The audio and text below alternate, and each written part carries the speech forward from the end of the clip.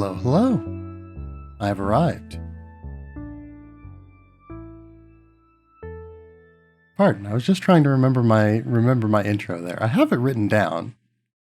I just consistently forget to bring the file up so I can double check it beforehand. But yes. So, artist, musician, VTuber, and today, amateur monster hunter wrangler. You can call me Tiberious Vanderfield.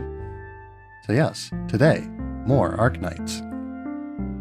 Honestly, I'm a little bit surprised that I managed to get around to streaming at this point. It was getting kind of down to the wire. But I did manage to eat my lunch in time, basically, is the biggest challenge there. But yes. So, like I said, more Arknights today. We are continuing the Arknights Monster Hunter collab event. Yeah, we made some pretty good progress yesterday, I think.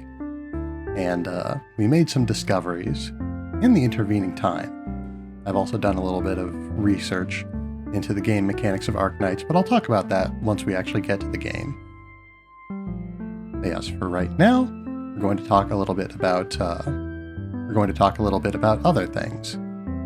Yeah, I'm usually not too up on video game related news. I usually don't mention it here because I usually am not aware of it, basically. Things sneak up on me, and I usually only learn about things that if I happen to see someone make a post about it when I'm putting out the stream link on Twitter, or if I happen to see some people in one of the personal Discord that I'm in mention something happening. But Nintendo Direct. There was a Nintendo Direct today, and I'm actually aware of it. Incredible. I didn't see it, mind you. I haven't watched it, but I am aware that it happened. And in case anyone, wants to see it, doesn't want to be spoiled from it, very brief spoilers. But yes.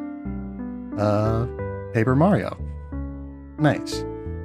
Yeah, big fan of the 1,000-Year Door. It wasn't the first Paper Mario game that I played, but it's definitely the one that Actually, now that I think about it, it's not the one that I've played the most of because I've beaten Super Paper Mario. And yeah, I've gotten about as far into Paper Mario the 1,000-Year Door as I got into the original Paper Mario, now that I think about it. So I guess I don't have any specific story to tell with regards to my experience with Paper Mario the 1,000-Year Door, but it's pretty nifty that it's being remade.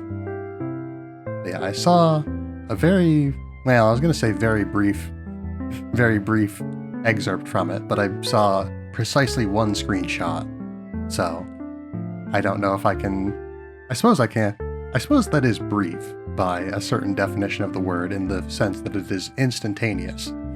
A single moment of the Paper Mario the 1,000-Year Door remake. But let's see. Yeah, I didn't see a whole lot other than that, or rather, I did see most of the things, I think, but I sort of skimmed over them. Yeah, so yeah, Paper Mario is very interesting to me.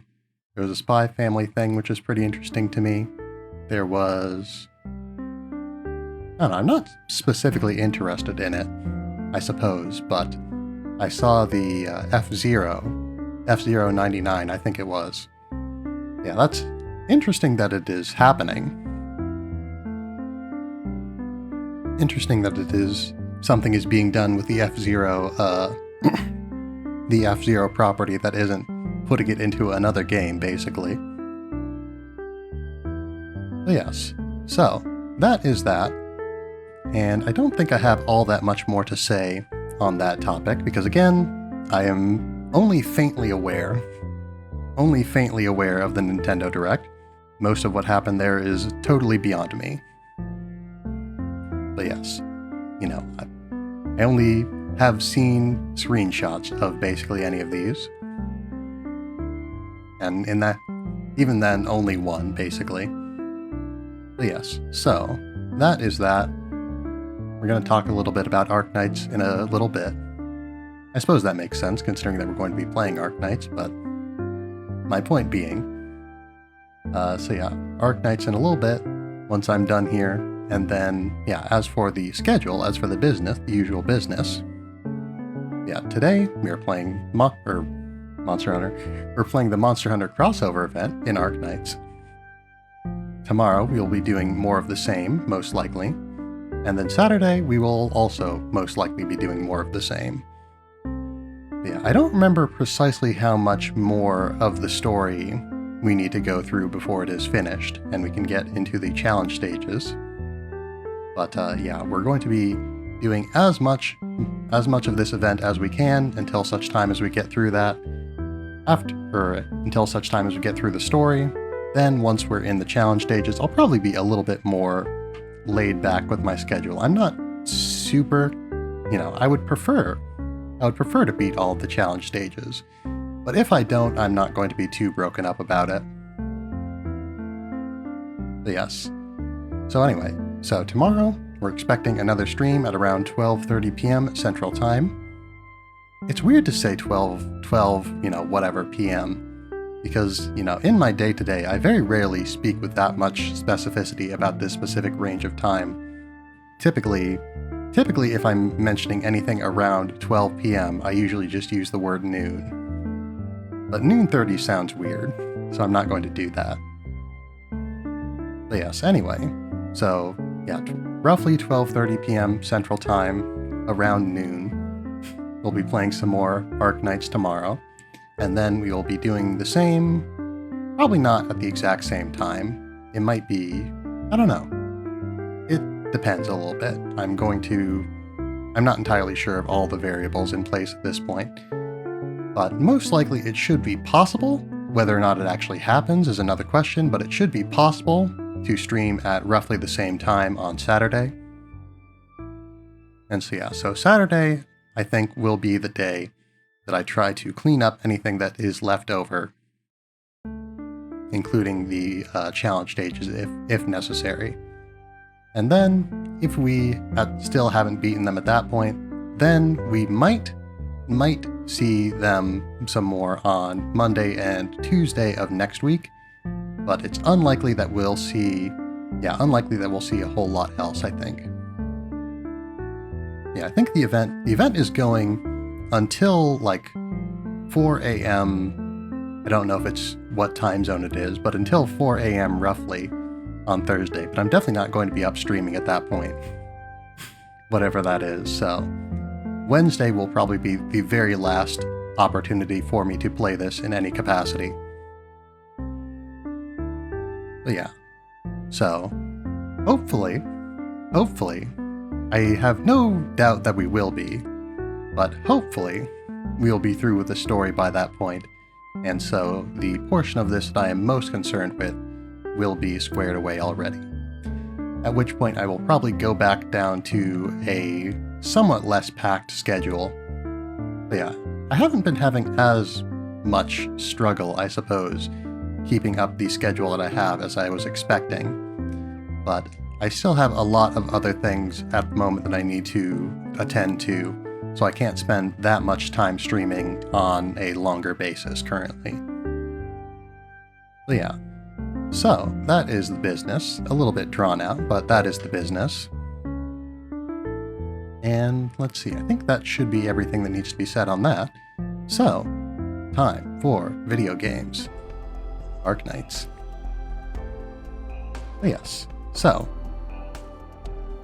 when last we left off, well, first of all, we gotta have a meal. I've gotta get a good meal, as they say. But yes, anyway, when last we left off, we had gotten lost in the forest for a little while. We got lost in the forest for a little while.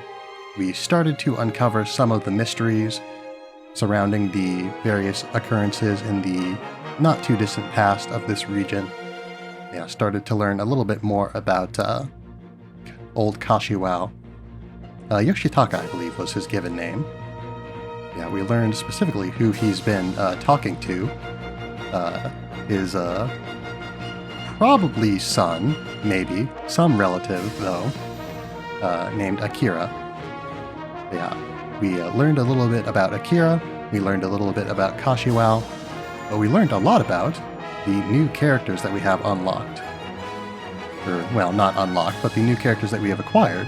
Kieran R. Yato and Rathlos S. Noircorn. We also learned that I don't know the mechanics of Arknights as well as I thought I had. And that is compounded by the fact that I've also learned another thing.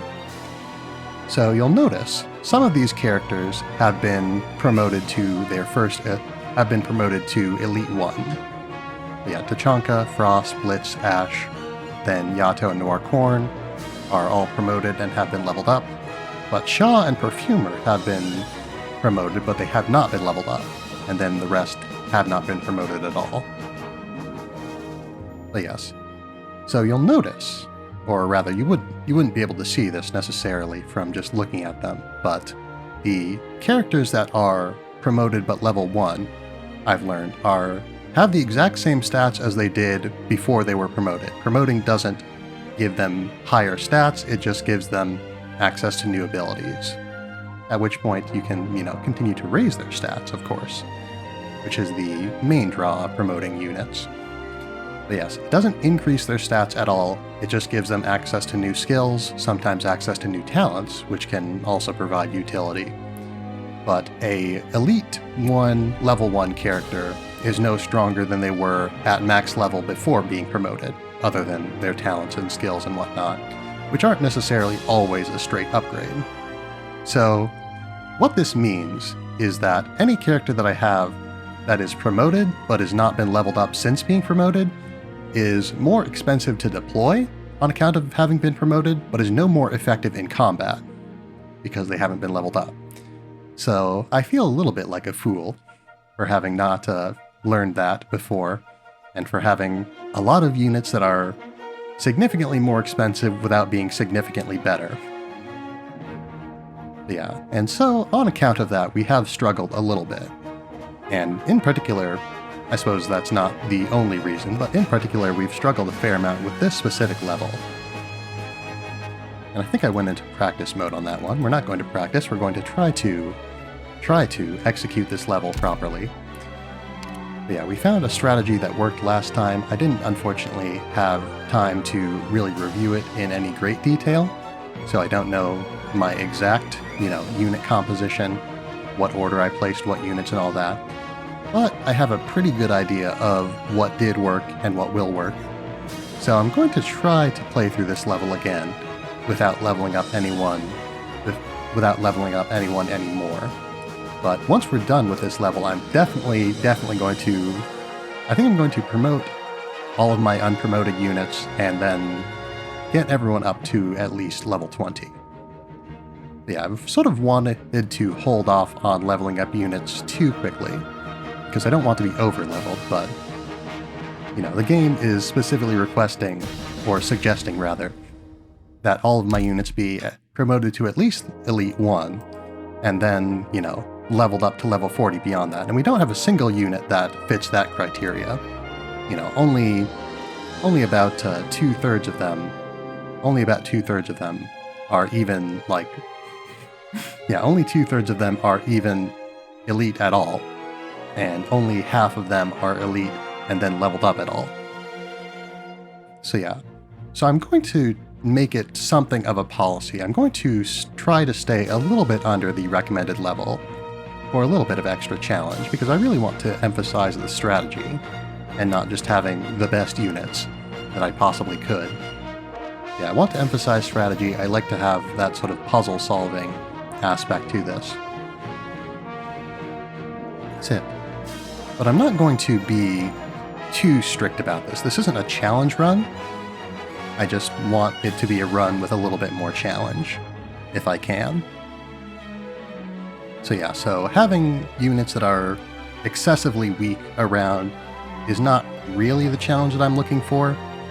And even if I, go ahead and start leveling up units, I'm going to have to level them up eventually. We're going to encounter more difficult challenges that they simply will not have the stats to overcome. Regardless of what strategy I have, there will come a point where we're just going to face enemies who can just defeat my units instantaneously. There's just not... I'm going to have to level my units at some point. So, I might as well keep up with that rather than just sort of bashing my head into a wall whenever we encounter a new spike in difficulty. Yeah, if we get to a point where the game is getting, too difficult to figure out, then that might be, and we're just under level, then probably the solution there is to just level up, basically. I don't need to overthink it.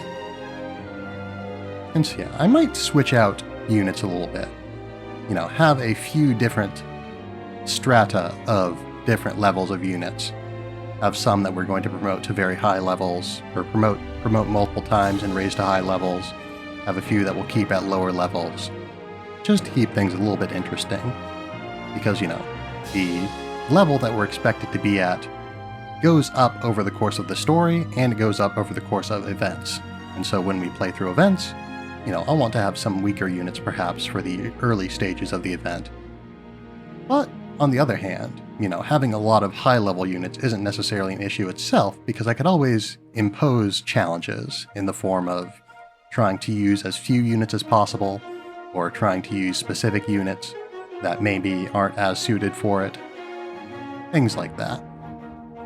But anyway, again, the challenge that I want isn't just the challenge of I really hope that I'm going to be able to survive this one attack from this one enemy because I don't have any units that are really strong enough to face up to it. Yeah, that's not really the challenge that I'm going for, though it is the challenge that I've been giving myself recently.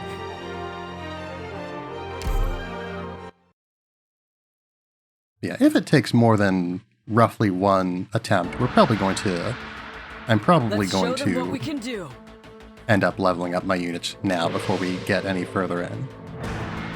But yeah, so I know Scavenger, or I believe Scavenger, as our main vanguard was probably the first unit that we placed.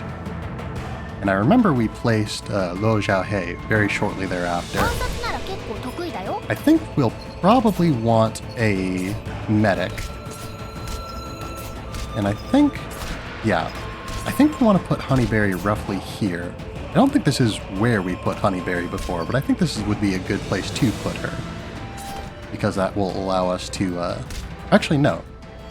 I've just realized that's not going to allow us to heal our defender that we need down there later. Yeah, it's not going to do that at all. So now I feel a little bit silly. Another thing that I remember is that I need to have a unit behind Lo Xiaohei because he needs to be able to, or because he cannot himself finish off units, so we need a unit that can do that. So yes. So on this area, in the back here, I suppose we could have used some of Frost's welcome mats to probably could have used some of those to... What's the word I'm looking for? We could have used those to finish off enemies, but we don't have enough of them to really make that a great strategy, I don't think. What we do need is we need Blitz here. We need Blitz here. And I think we're going to... No, okay, we're good. We're fine. We're going to need Shaw here. And we're going to need Perfumer as soon as we can... okay. No, I think we've lost, actually. Well, I should have deployed Perfumer. Flash is gonna go, or Blitz is gonna go down. No, he's not. Stun, please. Stun, please. Okay, there we go. Alright, so, that didn't go quite as planned, but we did survive it, so that's the important part. Yeah, so this bottom area is largely irrelevant to us, as long as we can, as long as we can get enemies, as long as enemies don't immediately destroy Blitz, we can have them there long enough for, with all of you. Hurry up. Yeah, as long as enemies don't immediately destroy Blitz, we should be basically fine. Shaw should be able to knock any of them out that we need. Yeah, we'll retreat Yato. We'll retreat Yato. Retreat Yato, and then we will replace her with Ash. Because Ash will provide the same utility.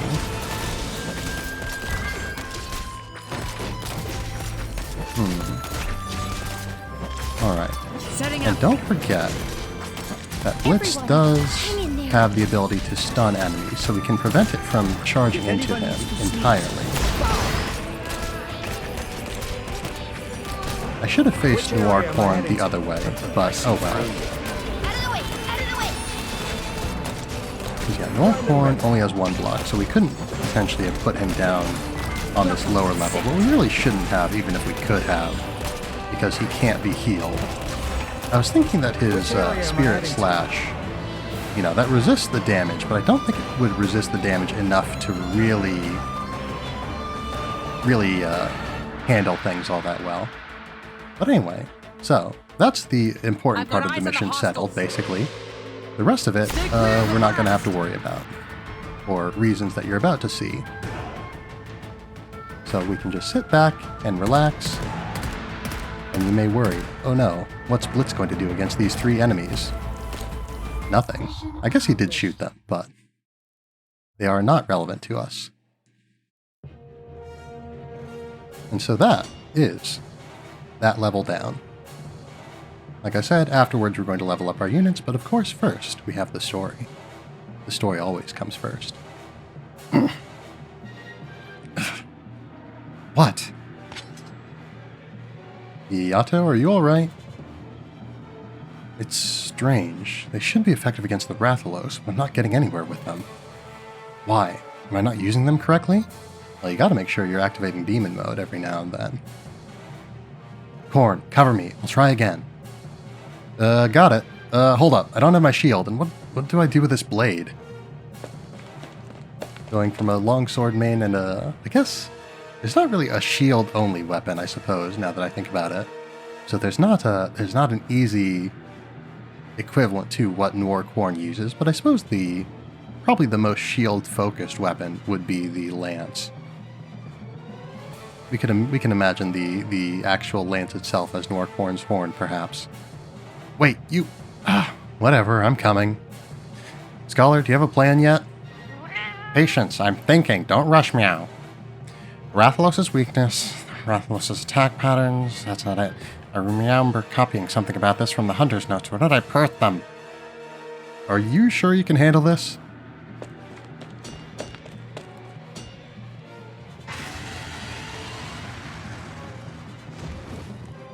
Menacing as ever. Come, the Rathalos is coming your way. Watch out. Or Corn, the Rathalos is coming your way. Watch out. I'll just raise my... Where's my shield? Dodge left, your Majesty. Longswords require excellent control. You need to channel your inner energy to use them effectively. Victory is determined at the moment you unleash your attack. That voice. It's the same one I heard earlier. Ah! What is this? Stupid Noir Corn, that's a feline too. A palico. Horned foreign hunter. I'm a palico with years of experience. Well. Yato, it's going to breathe fire again. Look at that head, Scholar. Is that really a feline? This armor was gifted to me by a hunter whom I followed faithfully for years. It is the very embodiment of our countless hunts together, a symbol of bravery and experience. Meow. Yeah, I'm not getting any of that from it. And Scholar, why is there a feline fighting? I know you've been running away every time there's a fight. You fool, that's a palico. They're in charge of all the hunting.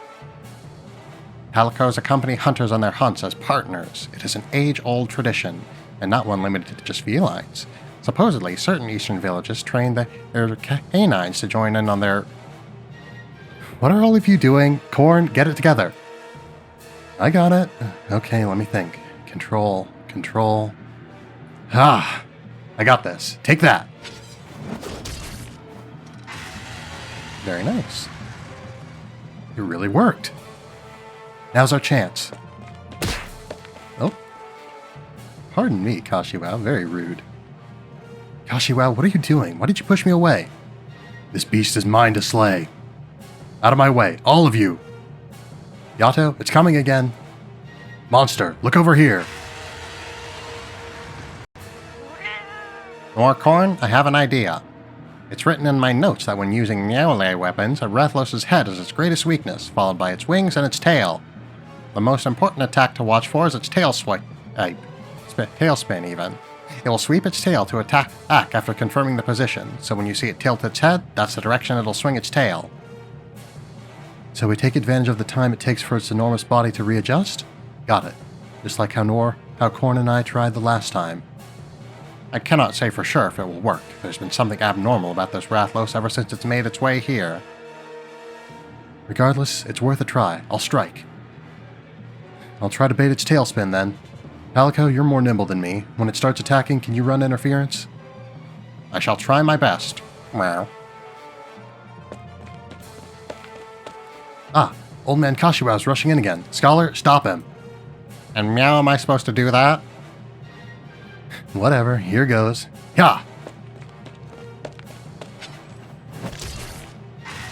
Another solid strike. We've enraged it. That's the sign that it's about to tailspin. An opening. Now.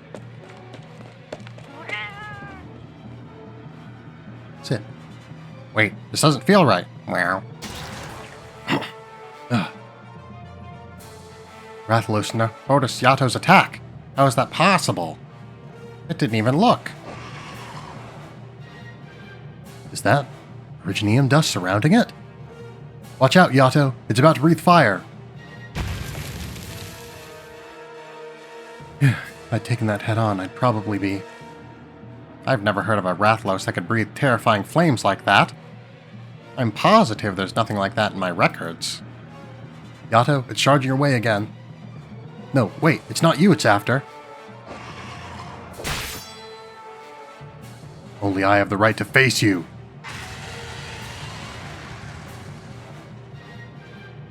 Yato, it's not charging. It's going to use its tailspin. Out of the way. Ugh. Yato! I told you to stay out of my way. Why did you come for me? Forget that. Worry about the Rathalos. Meow, it's coming for me. Orkorn, help me. Meow. I'm coming. I'm here too. Meow, I dodged it. I'm holding on. I'm fine. I'm okay. Take this, you monster. Scholar, let's go. Or let go. I can't. If I do, I'll get eaten. Just listen to me. I'll catch you. I couldn't catch him. Got you, Scholar. My blade. What's going on? It's stuck. You too. Orkorn, we... Why are we in the air? Korn.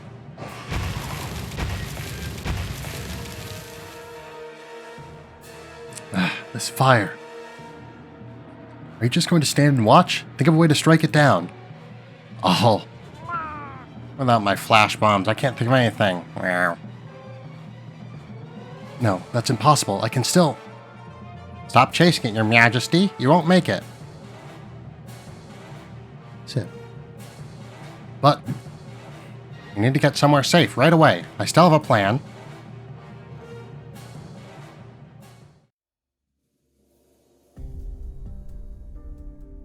The campsite. It's burning. All the equipment's gone. If my hunch is correct, the Rathalos must have retreated to a cave somewhere in this area. Wow. A cave? Right. Ever since I arrived, I've been tracking the Rathalos and observing its actions. I've seen it enter a cave with my own eyes. Wow. My apologies. I've been trying to rid myself of this distracting habit, but perhaps it's in my blood. I simply can't stop meowing.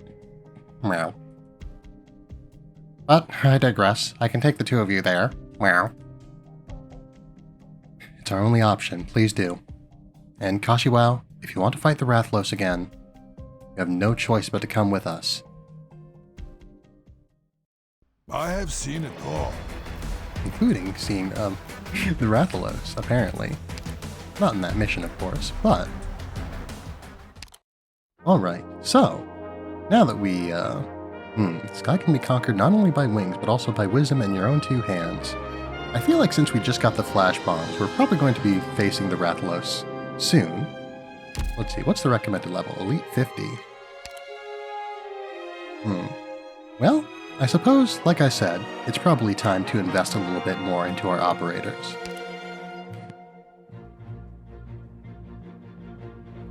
Pardon, I'm still coughing a little bit. Yeah, I suppose the voices that I'm doing are a little bit of a strain. Try to be a little bit more reserved with them, perhaps, to preserve my voice somewhat.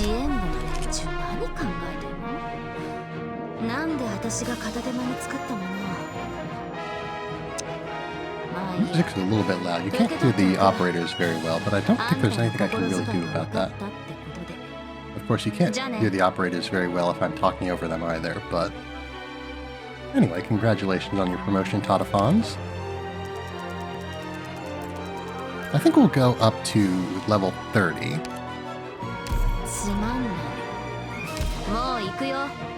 But yes, so now we have Signal Arrow and Portable Firecracker Arrows.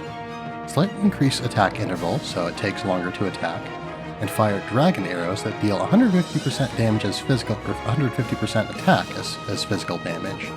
The arrows explode after a short delay when hitting an enemy, dealing an additional 60% attack as physical damage to the target and nearby enemies.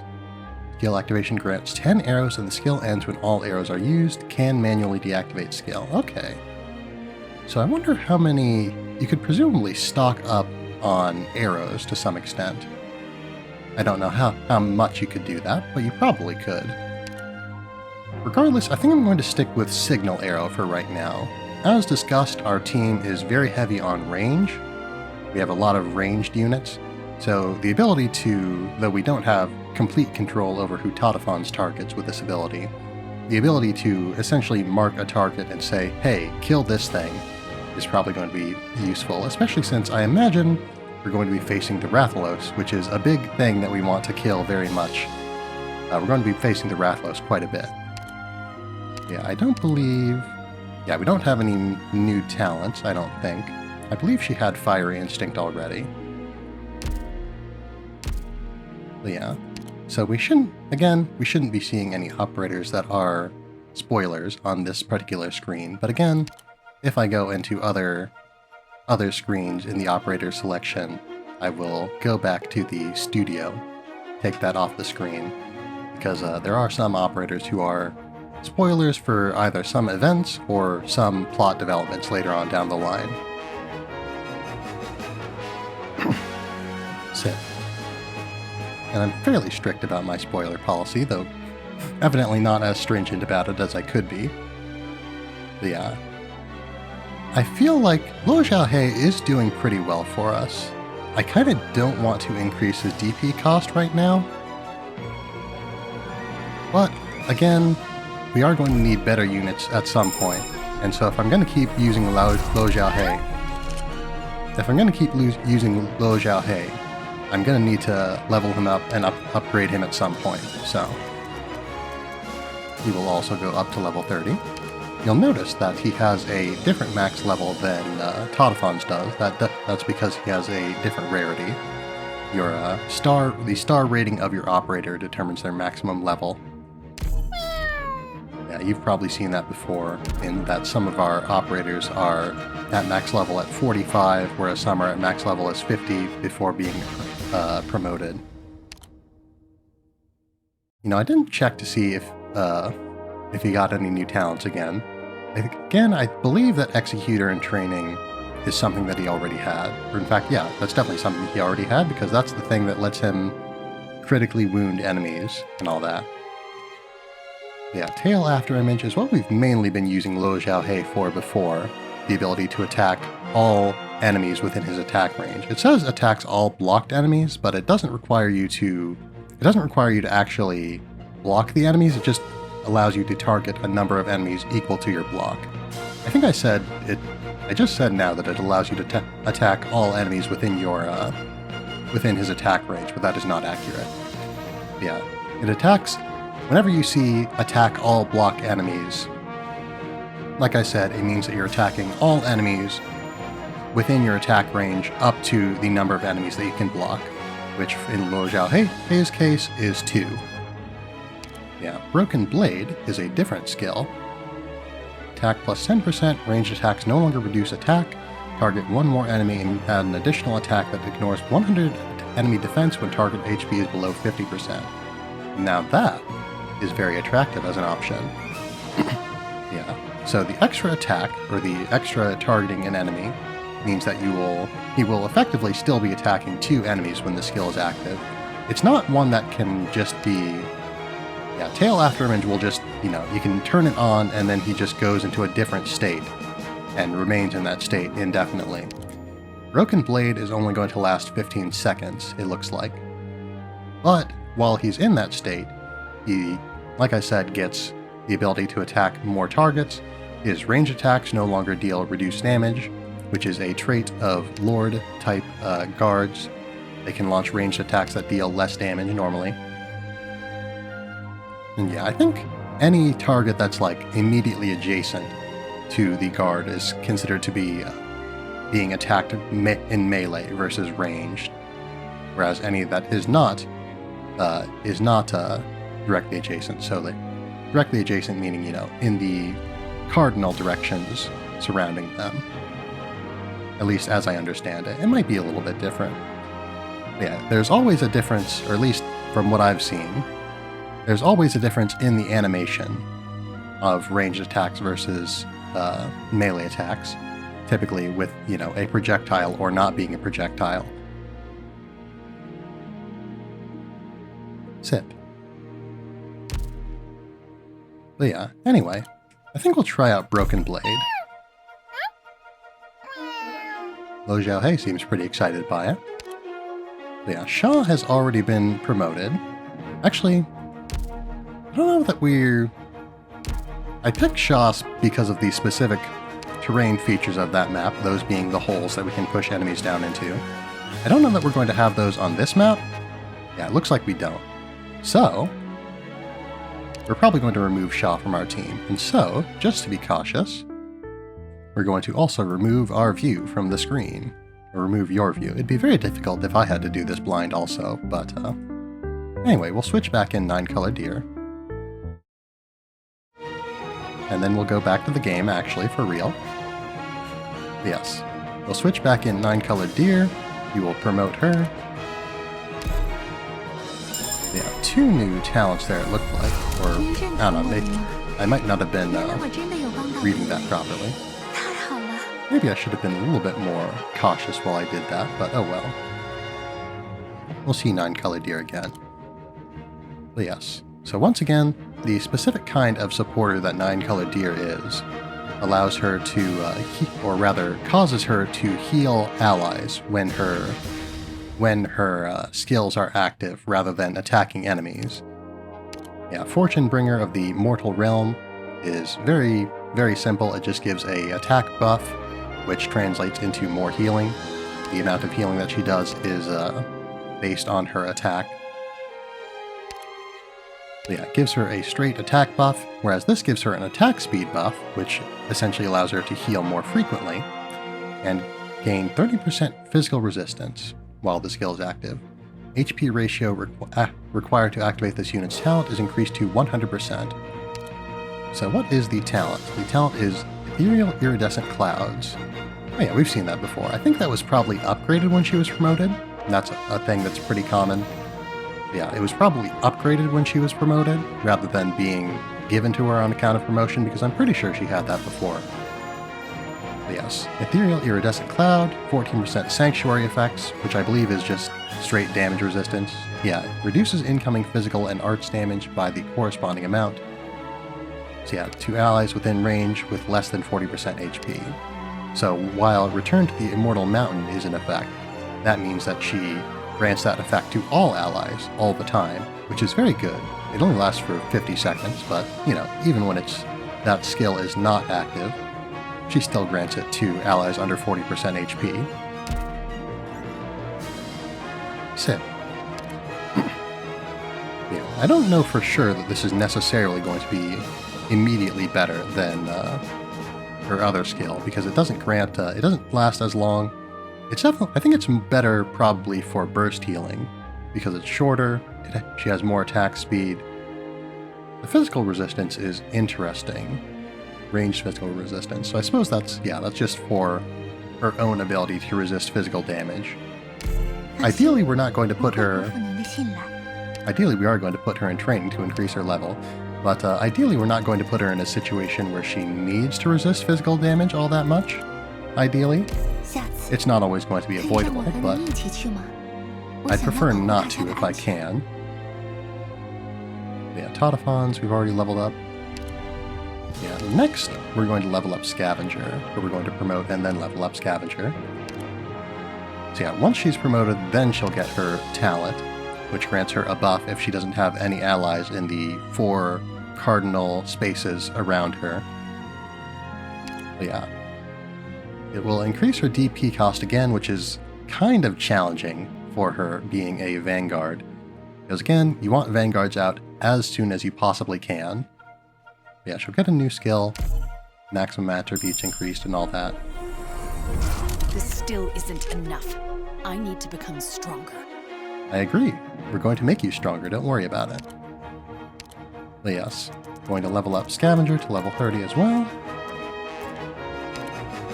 No, it's not enough. Still not enough? Come on. But yes, so, let's see. So yeah, the new skill that she just got, Command Attack, sounds very good actually. Yeah, you can see there are some numbers with some symbols here. So the little arrow symbol, that indicates that that is how many points the skill starts with when you deploy the unit.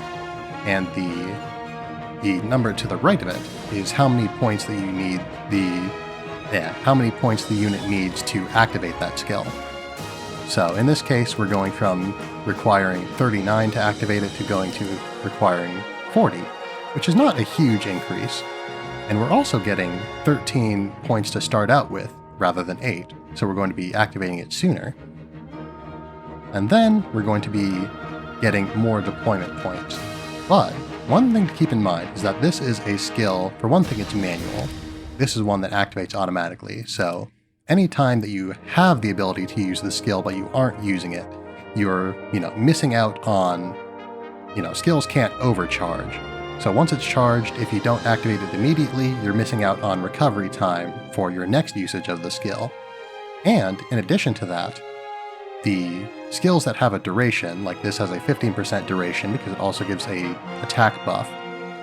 Yeah, skills that have a duration don't start recharging again, generally speaking. I don't know, it might be entirely always that, but just to be safe, generally speaking, generally speaking, they don't start recharging again until after the duration has passed. So that means that while we are going to be able to get our first bit of deployment points faster from this skill, we're not going to be getting as many in the longer term. Because it's going to take slightly longer just from costing more, and it's also going to take longer from you having to wait out the clock for it to be used again, and from, you don't always necessarily need an attack buff. So, if I were to activate this when I don't need an attack buff, but I do need deployment points, I'm not getting as much value out of it. Sip. But yeah, one thing that I've been thinking about doing with Scavenger is a thing that we've had access to this whole time. Another way to improve your operators that I don't think I've ever touched on because I kind of entirely forgot that you could do it. But you can upgrade your operators' skills. And so when you upgrade their skills, it improves all of the skills that they have. Generally, this increases their effect, or it decreases their cost, or in this case, you can see it does both. Actually, I guess, yeah. It increases the effect of Command Attack, giving a higher attack buff, but it doesn't give more deployment points to it or charge beta, I don't think. Yeah. But that's just at the first level. As you level it up more, you can potentially get more benefit out of it.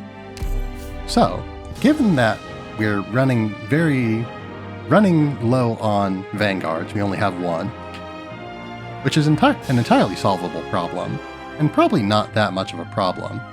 I think I'm going to put a fair amount into Scavenger to allow her to get lots of deployment points and also get a lot of good value. But yeah, so basically now we're still sort of in the situation where we have to choose whether we want, consistent deployment points or if we want damage and deployment points. But since the attack buff is better, so there are going to be situations where we, we're more likely to be in a situation where we're going to really be able to make use of the attack buff. Yeah, you can really upgrade your unit skills a lot, actually. I completely forgot that you could just keep doing that. Again, I forgot that I could do that at all, so maybe it's not so surprising that I forgot the extent to which you could upgrade them. But I was pretty sure you needed... Actually, yeah, you can see down here at the bottom. You can see down here at the bottom that there are certain things that you need. So there are skill summaries. Yeah, I sort of glossed over that, but there are resources that you need. I've accumulated a lot of these resources over roughly 2.5 to 3-ish years of playing this game and not using them very much. I have actually used this system before of improving operator skills, but again, I forgot about it in the intervening time, so probably I've been spending at least 2 years out of the 2.5-ish years that I've been playing Arknights having forgotten I could do this, so I have a lot of resources with which to do this. Yeah, you need skill summaries to upgrade them. You need various other items, such as this RMA 7012. There's a lot of different resources that you use to improve your units, and you can get those from various stages. There are some stages that have a higher chances to drop certain resources. There are some stages that are specifically for farming certain resources. Yeah, typically based on time. You can produce those. You can produce some of these resources in your base. Typically, you produce higher level resources. You can see this is a skill summary 2, as opposed to skill summary 1, which is what we were using for previous improvements to her skills. But yeah, so skill summary 2 is an improved upon skill summary 1, used for higher level skills, but isn't as useful or can't be used for lower level skills. And there's also a level requirement. In this case, we need to be at least level 1 elite 1, which we are certainly above. I don't know if I'm going to keep... I could keep going, but I think for right now we're going to just leave Scavenger's skill at level 5. And I think we'll try out Command Attack. Do I need to quip just because I joined the team? I'm still not entirely sure what she said. The music's a little bit too loud again. But one thing that I also haven't talked about is the fact that you can look into your operators a little bit more. So you can see that each operator has a profile. I wasn't really planning on talking about this right now, but I suppose if we're going to, we might as well do it now. We're already sort of in this area. Yeah, so you can see a little profile for them. You can look at their art more closely. You can pan around and see all that. Yeah, you can see in the background here, there's a little insignia. This tells you what faction they belong to, in this case, Sweep, which is a division of Rhodes Island. We'll probably talk about it a little bit more later. It's relevant to the plot of some events, mostly, and also to the plot, or to the character of certain operators. Yeah, all you need to know right now, though, is that Scavenger is a part of Sweep, but she's also, a part of Rhodes Island. Yeah, you can see down here at the bottom left, there is a name. It's in Chinese, so I can't read it, but that is the artist who drew the art for this character. And then there's another section here. You can see Jennifer Armour. She is the voice actress for Scavenger, but more specifically, she is the English voice actress for Scavenger. Yeah, you can see there are different voice options. Yeah, Japanese is the default. Basically, every operator starts out with a Japanese voice, or at least at the start of the game, operators only had Japanese voices. Yeah, as time went on, they started to implement a Chinese dub. Not every operator has a Chinese voice, I don't think. Not every operator has a Chinese voice, not every operator has an English or Korean voice either.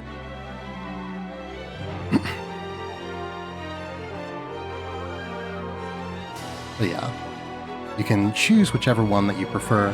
I usually like to stick with English just because I can understand it. It's the only one of these languages that I speak.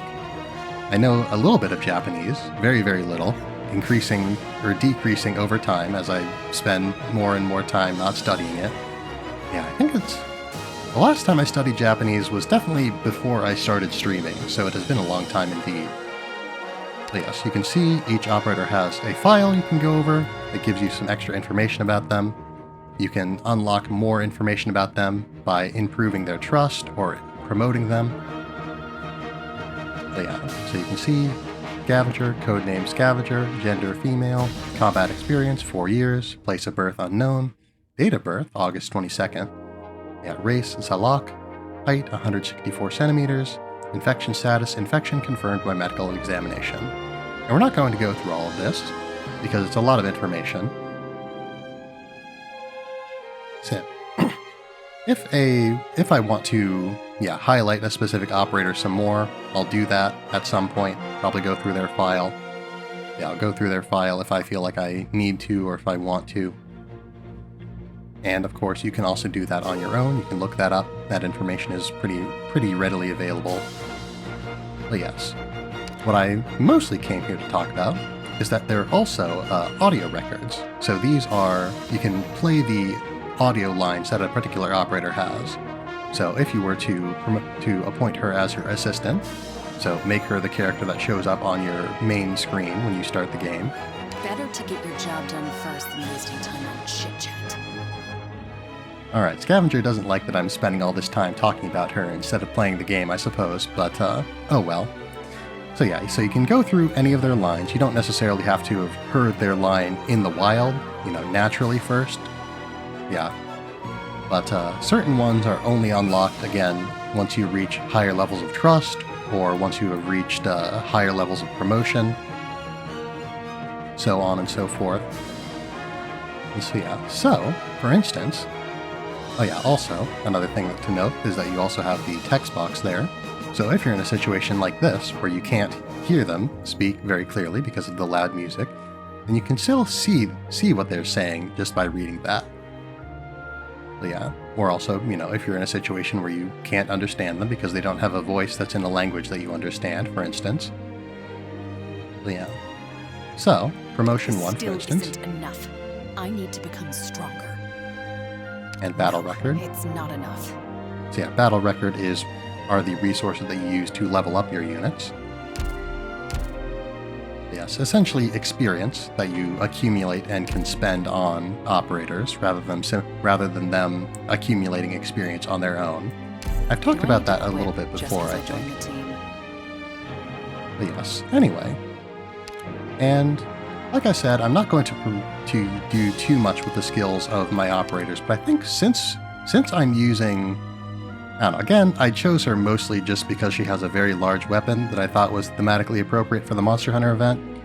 But since I want to specifically make use of one of Tadafon's skills, I think we're going to continue to level her, or yeah, we're going to continue by leveling up her skills also. Yeah, so we'll get that up to level 5. And you can see here, that requires an ore iron cluster. So again, different resources for different operators. I don't know if there's any specific, what's the word I'm looking for? I don't know if there's any specific pattern to it, or if it's just, you just, I don't know. I don't know if it's random. I don't know if it's based on something specific. Yeah, I suppose since we're here, I'll also highlight, oh yeah, also, another thing you can look at, some operators have multiple outfits. I suppose I've talked about that before because we've seen Ling's alternate outfit. But yeah, you can see a little preview of their sprite there. That's what their sprites look like in the base, which again, we haven't looked at in any great detail. You can see their art. You can see a little description of their outfit. Yeah, each outfit has a little blurb, though usually the default outfits just have essentially the same information. An outfit worn by operators, while not as practical as a uniform, it's what they find most comfortable. Most characters have this, unless they are wearing a uniform, I think. Some of them have a different one. But they do have a unique description there for, special outfits that you can purchase or earn through various events and all that. But yes, anyway. So you can see here, Todafons has a symbol of a different faction on her. Yeah, she's still a member of Rhodes Island. She works for Rhodes Island. But that is indicating that she is from Victoria, which is another country that exists in this world. We'll talk about that later. It's going to become plot relevant, so we're probably not going to talk about it too much until such time as it is. Yeah, I completely failed to notice what benefit I got from upgrading Signal Arrow, but I'm sure that it's significant. Oh yeah, another thing that I also didn't mention is that upon promoting Todafons to Elite 1, her attack range has increased. Yeah, you can see she has slightly more range on the sides. Hopefully that'll make positioning with her a little bit more flexible. Yeah, 9-colored deer, on the other hand, has also a little bit more range on the side. So I guess not as significant, or not a significant difference anyway. Level up Noir Corn also. Try to get through this a little bit faster now. I do want to play the game, ideally. I didn't come here to just play one level.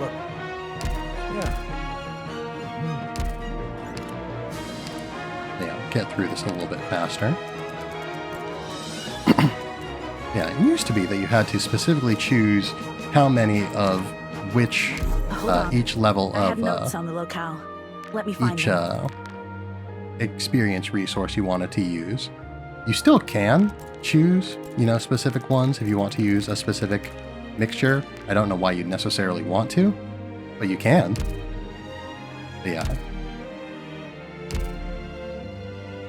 Let's see. So Luo Xiaohei, 9-color deer. Okay, yeah, we still need to level up all of Team Rainbow, and we need to promote Honeyberry. So, we'll promote Honeyberry. Whoops, that's her potential. That's a different thing. Unrelated. Yes, we will promote Honeyberry.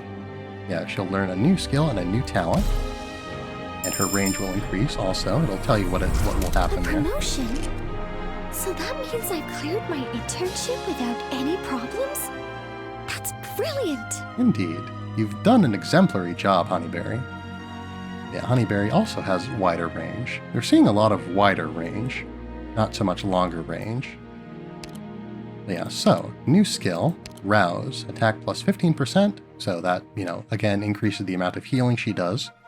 Yeah, every heal prioritizes 2 operators with the highest elemental damage taken, so that changes her targeting priority. This also changes her targeting priority, I suppose. This one is manual, this one is automatic, this one has a duration, this one just, affects the next heal that she does. So typically, with manual ones, you can be a little bit more manual skills. You can be a little bit more tactical, use them as needed. Whereas these skills, the automatic skills, are just, you don't need to think about them as much. So you might want a mix of both.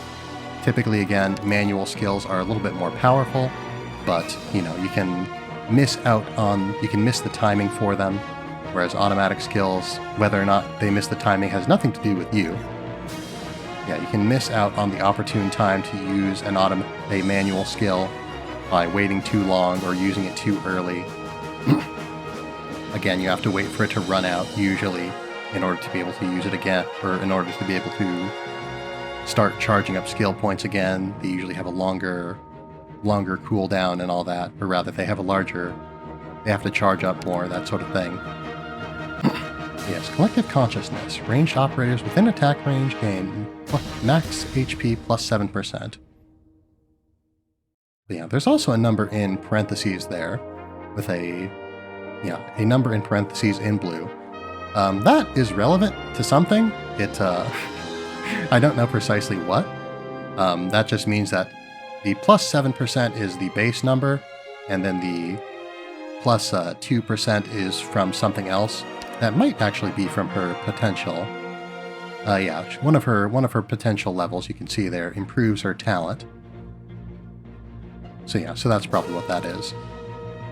Yeah, operators' stats can also be improved by increasing their trust. I think I talked about that before when we talked about trust, but now that I think about it, I'm not 100% sure that we have talked about trust.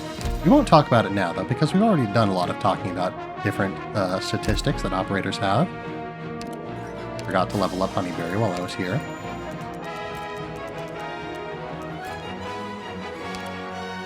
So you can do emergency treatment like this too? You sure can.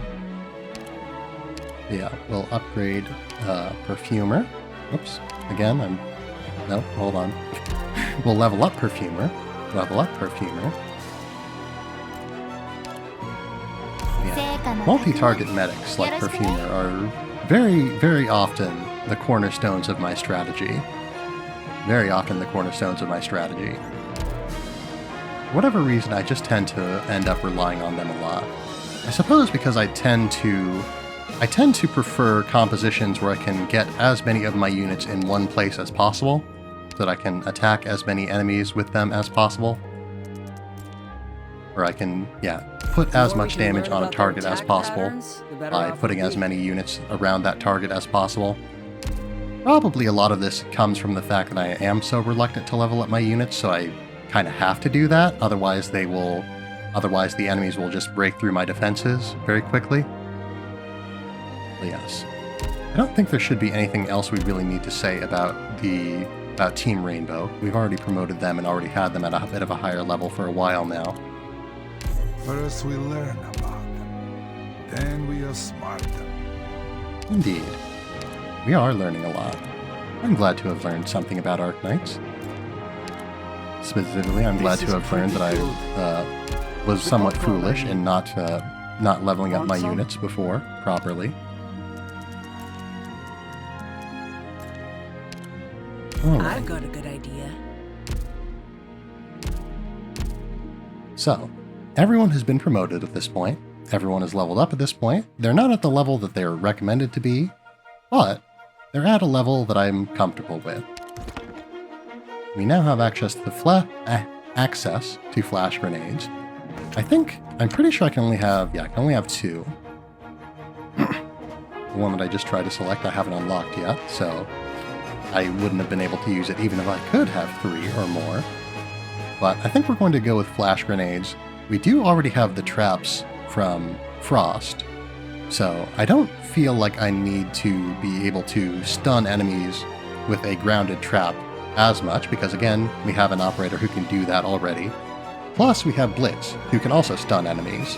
So, a high voltage shock trap is useful, but it's not unique. I don't have, because of my team composition, I have 2 different units who can do the same thing.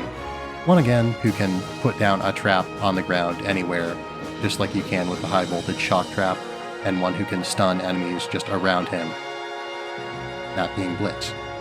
And so yeah, real quick though, before we continue, I will return shortly. I'm going to take a very short break. Alright, I have returned. So, Arknights.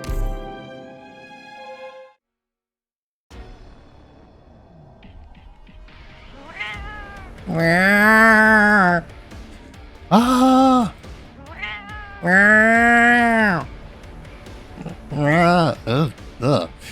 You got me meowing. We're falling! What are you talking? The wind's too strong. My mask! We're falling!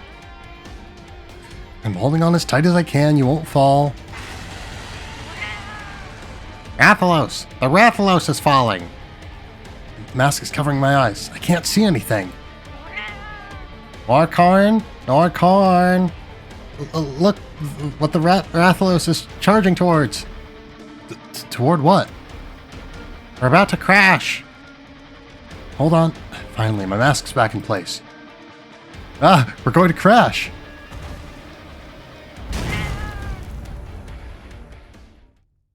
Oh dear. Meow, my notes, my tail. All fine, thank heavens. Where are we? It's dark here. Horn? Horn! Are you still alive? Meh, I can only see half your body there.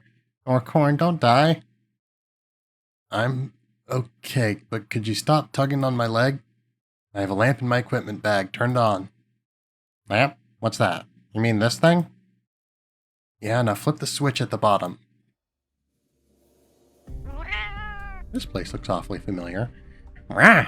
That's bright, but it's not hot at all. How do you do it? Another thing, my horn, stuck in this rock. Could you come help me out?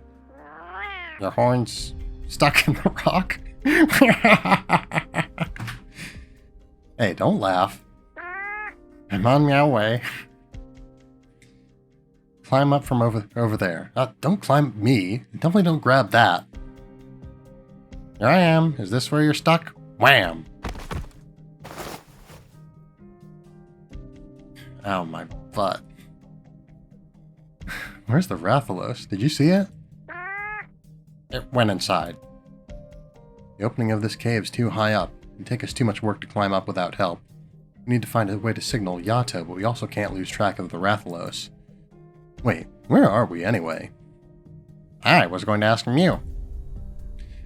Rathalos went down the cave, and the cave only further down. Maybe it's connected to the one closer to the village. Looks like we'll need to head that way to check it out. Hey, Scholar, wait up. What's the rush? Meow, we need to hurry. There are so many mysteries. The laws of nature here aren't all that different from where I'm from, but there are all of these situations that I can't wrap my head around. Rathalos is acting way too oddly. Oddly? That new feline mentioned something about it being abnormal, too. I'll explain to you as we walk. The Rathalos burrowed itself down here. Perhaps the cause of its odd behavior can be found here, too. I swear this on the name of a firmer royal paleontology scrivener scholar. I will get to the bottom of this. Not any specific one, it seems, just on the name of one. Choose your pick, I suppose. Your favorite royal paleontological scrivener. Corn, come, check this out. I'm coming. Goodness, this stinks. Ugh. Huh? Scholar, are these? All animal carcasses, all shredded and torn apart by the Rathalos. Shell beasts, horn beasts, foul beasts, so many different beasts. They kill all these animals for food? Are these leftovers? No, a Rathalos's bite can crush even bones. There is no way it would leave behind so many carcasses. They all look very complete too. They were killed, but there's no chew marks or signs of them having been eaten. Come, let's check out what's up ahead. Alright.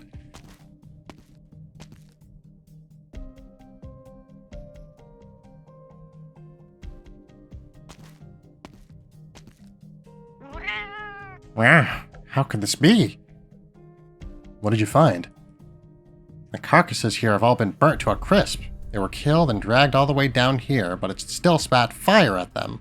There's no way it could have eaten any of these. Is it angry? Look here. This and this and this. Not one of them. It didn't eat a single one of them. Perhaps the Rathalos can't eat Terran creatures? Could that explain how it's abnormal? I don't know. Hunger can change its behavior, but it's hard to say for sure that's the reason. Why? I don't get it at all. Based on my observation data, Terran creatures follow the same growth patterns as where we're from. Besides, I ate the same food as you, and there's nothing wrong with me, meow. This is just a guess, but what if it's not caused by the food, but by the originium on his skin? You mean Rathalos caught oropathy? Look at that. What, meow?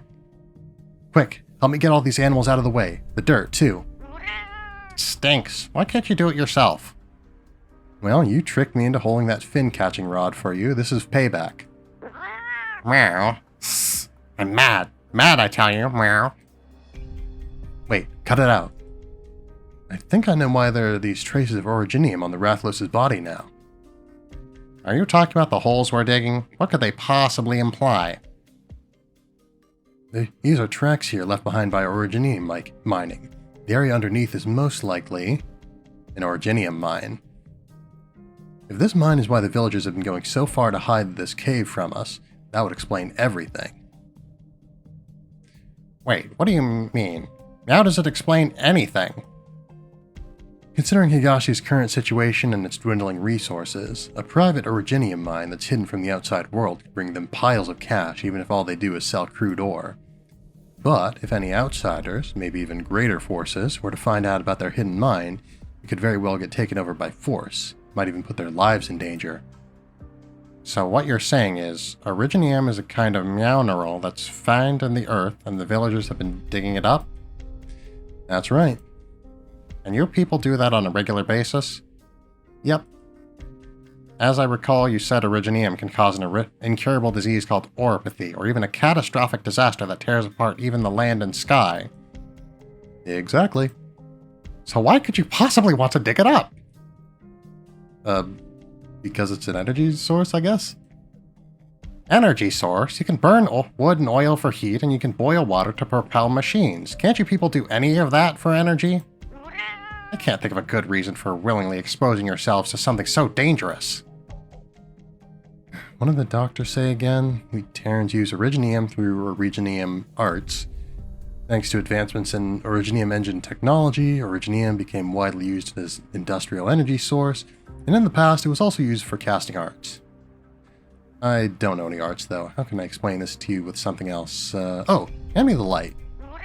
What are you doing with it? Don't take it apart, you'll hurt it out.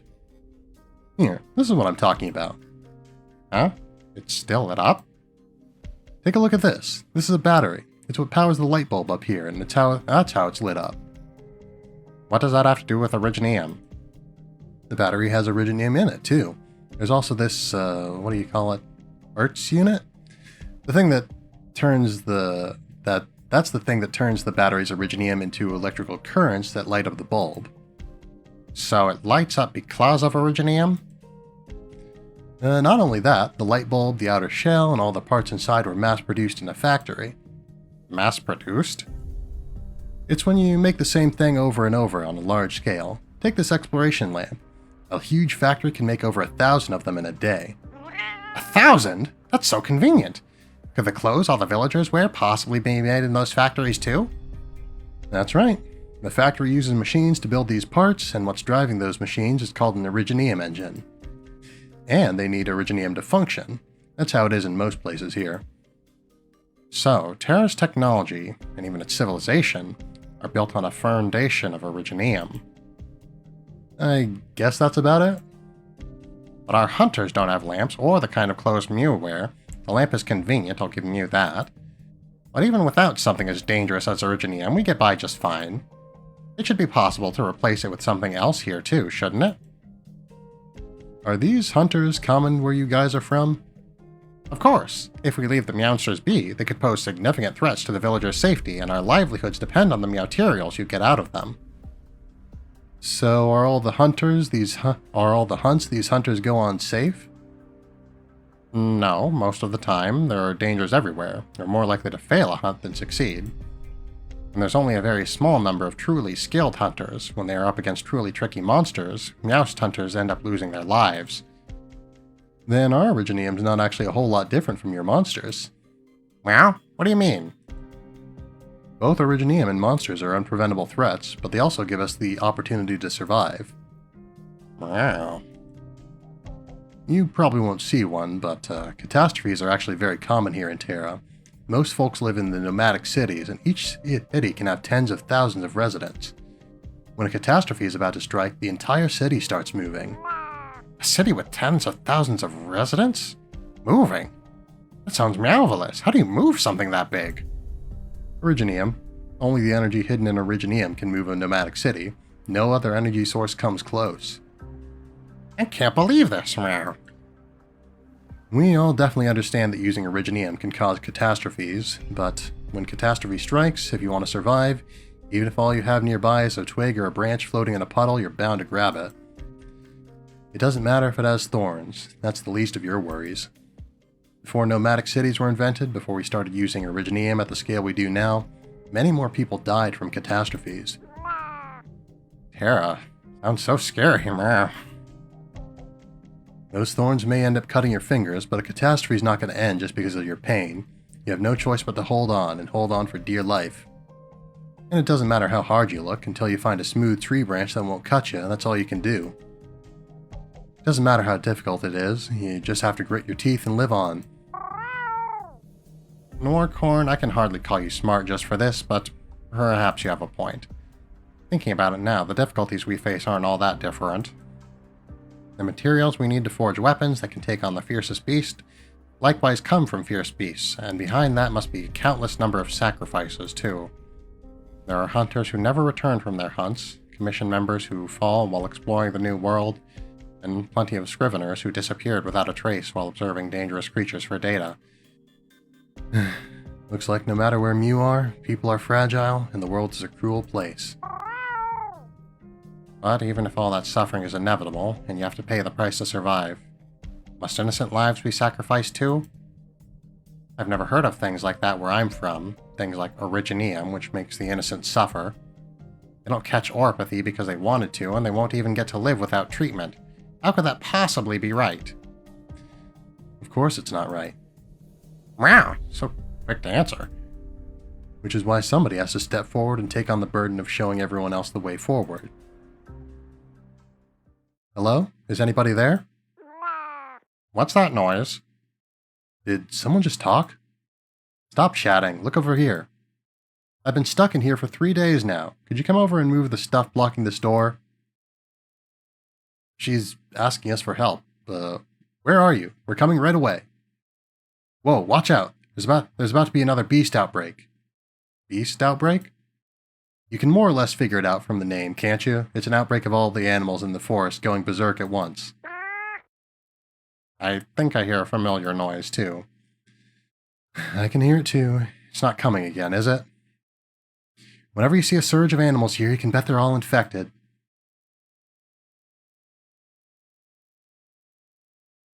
Sit. All right, so now things are going to be a little bit different. Yeah, I think this might be the first time that we've seen a space like this, or at the very least it's the first time I brought attention to it. But there are certain spaces that you can deploy units onto that enemies can't move onto. Typically these are safe spaces to put melee units of various kinds. Yeah, I think... How are we going to want to do this? I think this would be a good place to put Honeyberry to give her a wide area of effect. Treatment target sighted. Yeah, of course that does mean that we're somewhat limited in where we can deploy units if we want to keep them all protected. Are we doing this? There is no turning keep back them for all you. protected from status effects. Chanka. I suppose it's hard to... It's not really possible to plan exactly what we're going to do until we've had some more time on this mission to see what's coming. Let's see, what do we have else for ranged? I think we'll deploy Ash. Everyone, hang in there. Ah, okay, we have more of those foul beasts. Okay, I think we're gonna want a guard where,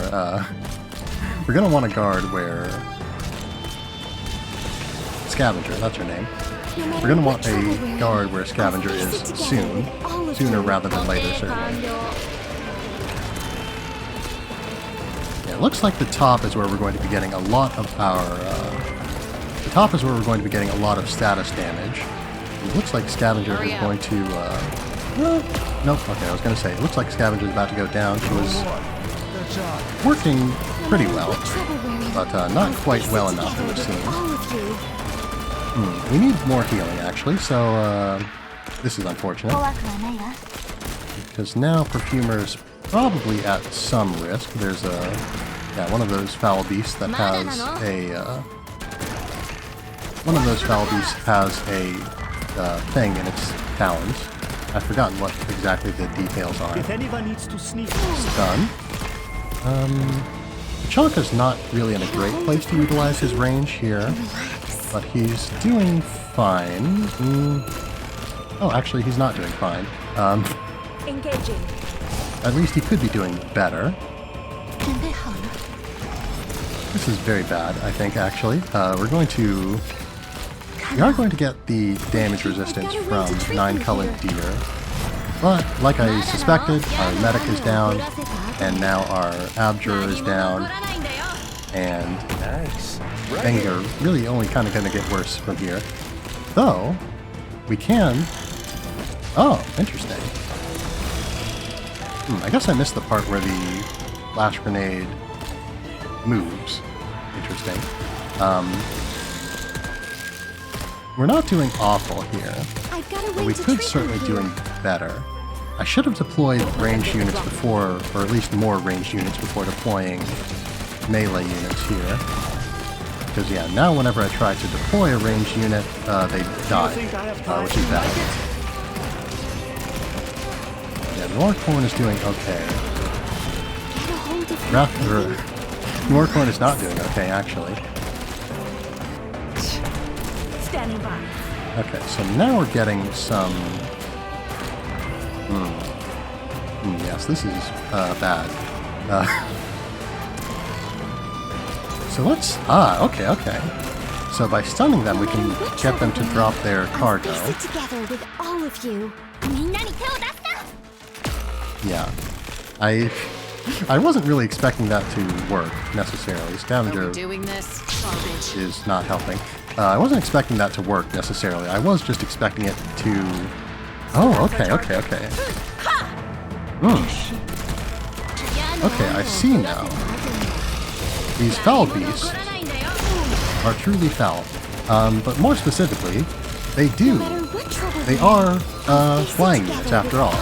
So they can just move past our units. The only reason that they weren't is because they were stopping to dismantle us piece by piece. And very rapidly too. So, we've learned something new here. We've learned a lot new here. But, hopefully we'll also learn that Yato is very strong and can defeat them all very quickly. Maybe she's not that strong, and maybe she can't defeat them that quickly. Yeah, they're not melee units. They're not melee units, so they can't be trapped. Protect the doctor. That's it. So, we've learned a lot here. More specifically, we've learned that we need to wait a little while before we deploy Blitz, I think is the main thing that happened there. So, how do we want to swing this? I think probably where we put Honeyberry was not... It probably could have been better.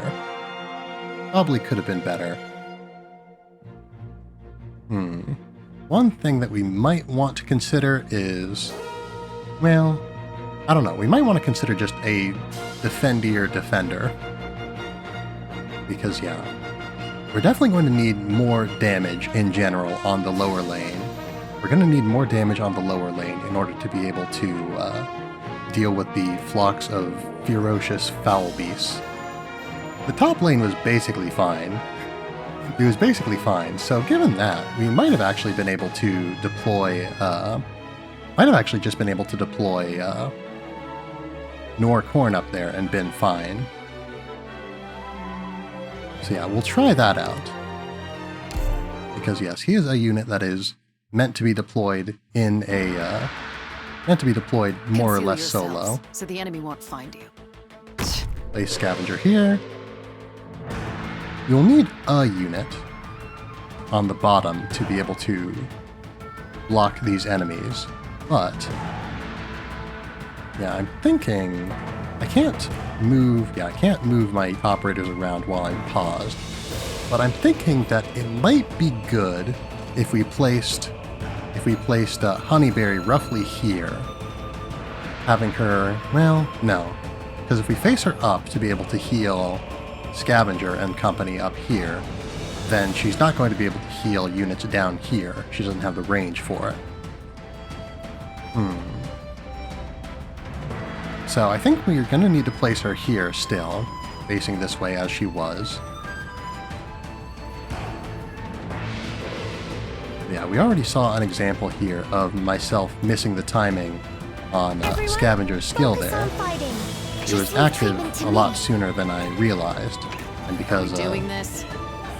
because it was manually activated, Gotta wait. There's no turning I didn't back have for the you. didn't have the presence of mind to use it, basically. No, we don't want to provoke these enemies before we're ready for them. I placed down Yato, but she's probably not going to be able to. I guess we'll see. So that's our We might as target. well try. Yeah, she's not going to be able to... Oh no, okay, we're fine.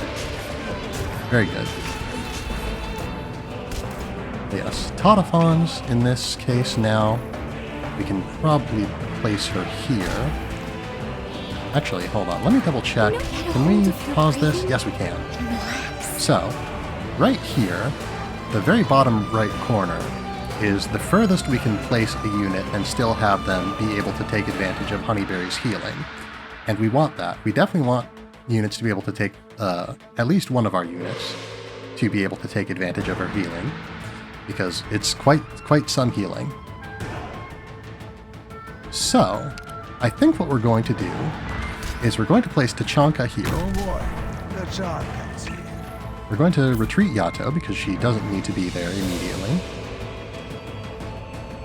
Yeah, it doesn't matter if Noircorn is within range of a healer or not, because that's not his business, basically. He does not Get a care. hold of her breathing and relax. But yes, we're going to place...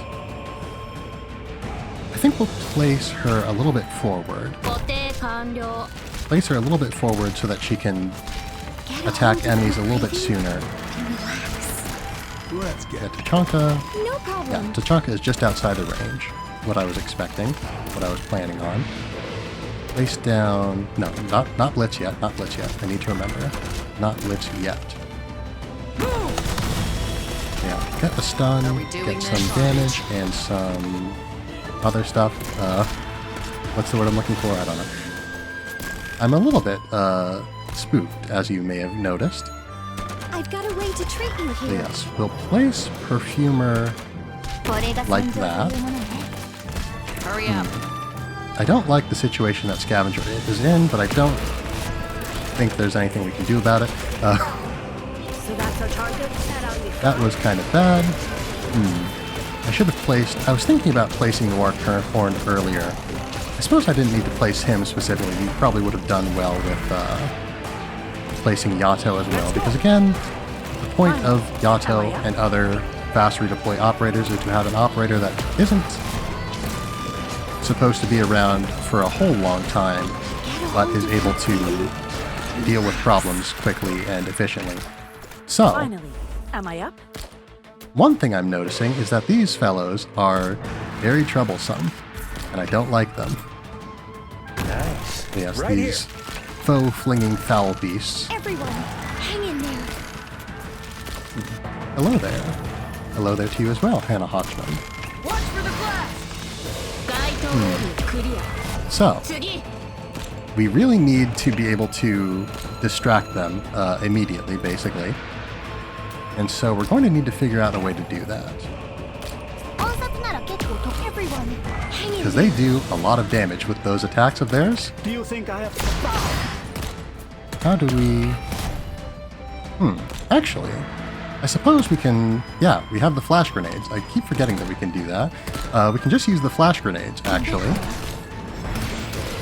Yeah, we can use the flash grenades to stun them and get them to drop their projectiles. And upon doing that, then we will be in a much safer position. But yeah, we don't have a whole lot we can do about all of this. Hang in there. So we're just going to have to place... Oh dear. Okay, one of them managed to slip by me without me noticing. Noircorn, of course, is doing very good where he is. As expected, he is surviving without backup just perfectly fine. I've got a way to treat you here. One of them has gotten past Yato, but we should still be able to clear the mission regardless. We don't have any more that have projectiles, until we do. At which point... Oh yeah, they... Okay. So this is bad.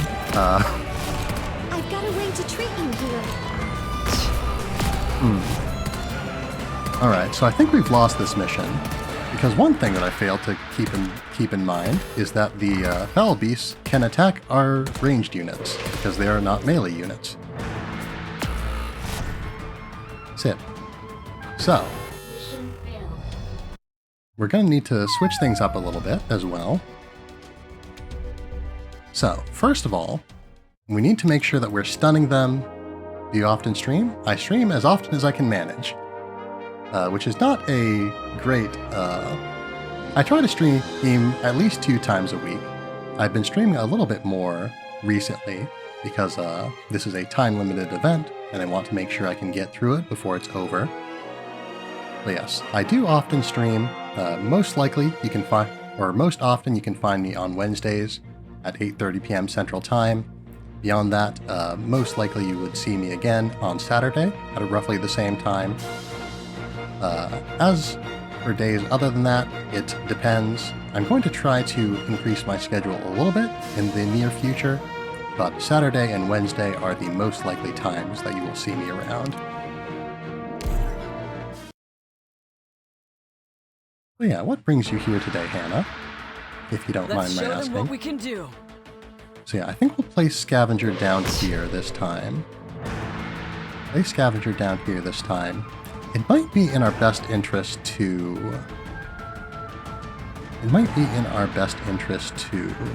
What do we want to do? Yeah, only here to have a good time? Perfectly valid. And I hope you are enjoying your time here. I certainly am.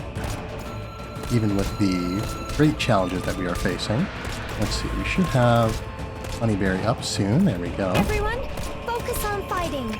Just leave treatment She to me. can't heal Ash from where she is, so probably wasn't the greatest idea.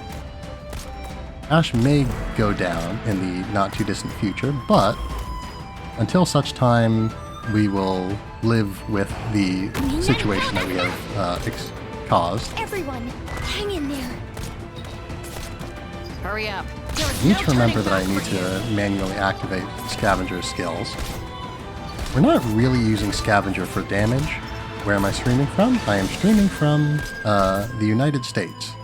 Engaging. Yeah, that is as specific as I care to get, if you don't mind. But, yeah, I'm not using Scavenger for damage, so it might be more beneficial to us to switch back to her automatically activating skill, because that will give us more, what's the word I'm looking for? It will give us more defense in the, or more deployment points, rather, in the, No problem. this is, yeah, we want to deploy Tachanka here. No matter what trouble we're in, I'll face it together. Yeah, deploying in here. We will want to... Okay, we've got one with an enemy. It's Talons.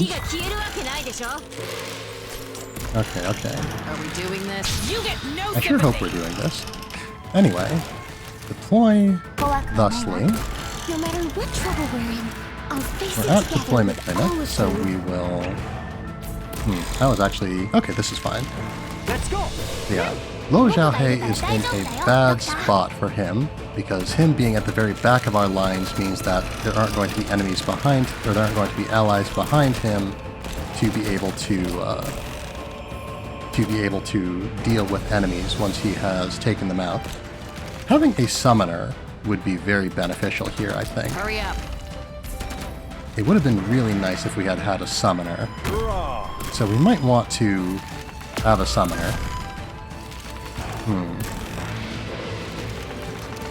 I think, yeah, I was kind of hoping to avoid it. It's no use. I was kind of hoping to avoid it, but I think we're probably just going to have to place a few units here and there. And by here and there, I mean here specifically. Oh dear. I've got a way to treat you here.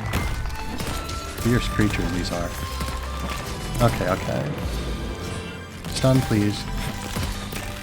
Yeah, we're going to have to place a few units here and there in order to be able to, I'll face it together with all of you. once those enemies get up, we're going to have to stun them. Do you think I have time? This is all pretty bad. But yes. Prime and ready. I see through you. No, actually, we should have waited on Norcorn's skill. Oh, no. No, we're fine. Because it's going to be active again. Yeah, active again by the time... Okay, never mind. It's not going to be active again. I would have hoped that it would have been active again, but it's not. Alright, heal. Alright, you've gone down. Do you think I have time?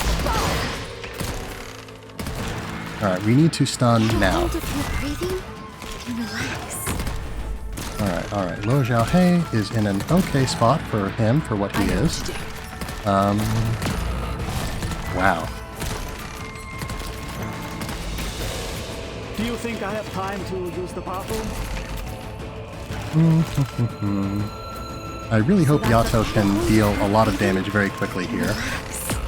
Alright, Yato cannot do a lot of damage very quickly here, unfortunately. At least not enough.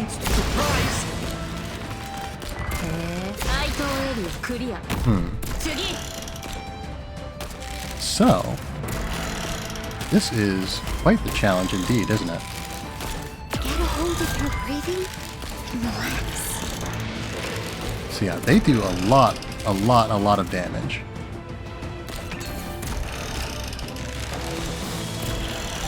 Lo Xiaohei isn't helping us anymore. Neither is Ash. I don't really feel like this is a great situation for the Chonka, but it might be the only, it's kind of the only real option we have.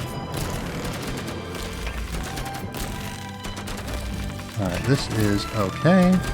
This is not good, but it is okay. Can you give me some tips before... Yeah. Give me some tips before playing this game? What sort of tips are you asking for? Because yeah, I will say, you know, I'm not any sort of expert in this game. I've played it quite a bit, but I don't consider myself to be, you know, extraordinarily skilled at it. I'm still learning quite a bit myself. But I am willing to, more than willing to assist you in any way that I can.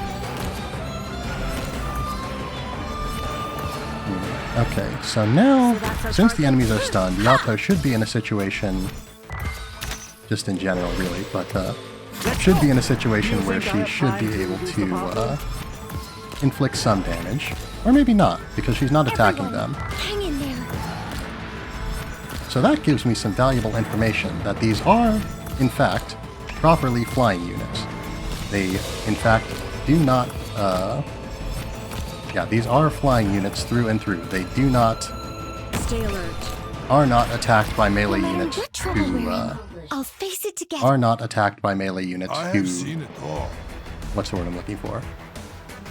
Yeah, melee units who can't attack at range cannot attack those units.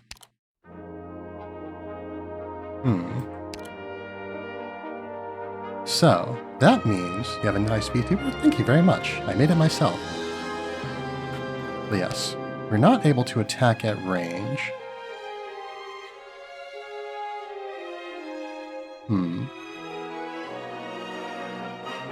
So yeah, given our need for a lot of very immediate damage, I think we're going to switch over to It's in my hands Yato's now. new The skill. success of our mission is assured. We're going to switch over to Yato's new skill. For Norcorn... Norcorn is fine, I think, but I don't think there's anything else we can do to really improve him. Of course, there's always the option of leveling up, but I don't plan on that right now. I think the explosive damage might be more beneficial to us than the defense debuff. Because the problem is... Why don't you have sub-badges? Because I have not made them yet. Unfortunately, I haven't had a whole lot of time to do a whole lot of things. I've been, you know, affiliate? Yeah, affiliate for quite a while. But due to a lot of other circumstances, I haven't really had a whole lot of time to be able to devote to some of the extra things like that. I don't have any sub-badges, I don't have emotes currently. But yeah. And yeah, I'm not in a position where I could commission someone else to make them either, unfortunately. But yes, Tautophons, we'll try out her other skill. Honeyberry, I think, is basically fine. She's doing alright. She's doing the best she can. It might be It might be nice to be able to heal multiple units at once, just overall, instead of only once every now and then. After our mission's over, why don't we all celebrate together? Lo Xiaohei, I don't expect to use him a whole lot in this, but his skill is fine for what it is. I don't think that Frost's skill is... Or yeah, I don't think any of Frost's skills are going to benefit us that much. She's fine as is. Blitz attacks all blocked enemies once, dealing 125% attack as physical damage and stunning them. Usually when it says all blocked enemies, that's referring to, again, all enemies that he can block within range. But the stun is longer. The stun is longer. Stunning them for 5 seconds. Yeah, it's longer. It is still manually active, so we can still use it when it's tactically relevant. You don't have to worry about it using... but there's more of a time in between stuns. And really we need to be able to stun frequently, is one of the problems that we're having. Because yeah, we've not been... consistency has been one of the bigger issues here. But yes, Blitz. Blitz's current skill is also fine. Ash immediately triggers, so that's going to stun enemies. Auto recovery manual. Back interval. This is actually probably going to be pretty good. Because we're going to be stunning enemies a lot, and we're going to be stunning enemies a lot, and we're going to be wanting to stun frequently. More frequently. Yeah, so having more stuns from Ash is good. Scavenger, I don't want to micromanage her skill anymore. It's not benefiting me. I haven't been having the opportunity to use Tachanka's skill at all, because he usually dies too quickly. But yeah, so we'll try out the new one. Yes, I know. Yeah, Perfumer is fine. Her skill doesn't do that much for us one way or the other. Yeah, 9-color deer, having the damage reduction is good. And I suppose we're now in a situation where having ranged physical damage resistance is a big benefit for 9-color deer, actually. I was just talking earlier about how I didn't expect that we would need that, but as it turns out, we maybe do. So, now that we've adjusted our strategy a little bit, let's try some things. I don't think the shock traps, they do stun, but I don't think that they're going to be a huge help for us. The wire drone, I think, is somewhat better. Yeah, it's going to, well, honestly, we haven't been moving our operators around very much. We could do that, actually. Maybe that's just something that I haven't, what's the word I'm looking for? Something that I've been underutilizing. But the rest of this should be fine. But yeah, we're not really using Scavenger for damage, so her having somewhat less damage output is fine. I think that Ash, we're going to want more... We're going to want to have her down on the lower level to be able to... Don't let them get the drop on you. One of these days I'm going to say a word that's appropriate for the situation. But yes, we're going to want Ash to be on the lower level because that's where we're going to need most of our stuns. You get no sympathy! But yes. Honeyberry we will deploy so she Arrived can at heal. designated position. Continue to use welcome mats to distract these slugs, or eliminate these slugs, really. So, the lower area is now clear. We're not going to want to deploy Lo Xiaohei there necessarily, because he's not going to be able to finish off these enemies. We're going to deploy Tachanka instead. And now, the birds. Those terrible, terrible birds. Welcome mat set. Yeah, the birds don't care about our welcome mats. They're rather unmannerly that way. Yeah, the birds don't care about our welcome mats, and there's nothing we can do to make them care, I don't think. I think... yeah, we'll put Tautophons here.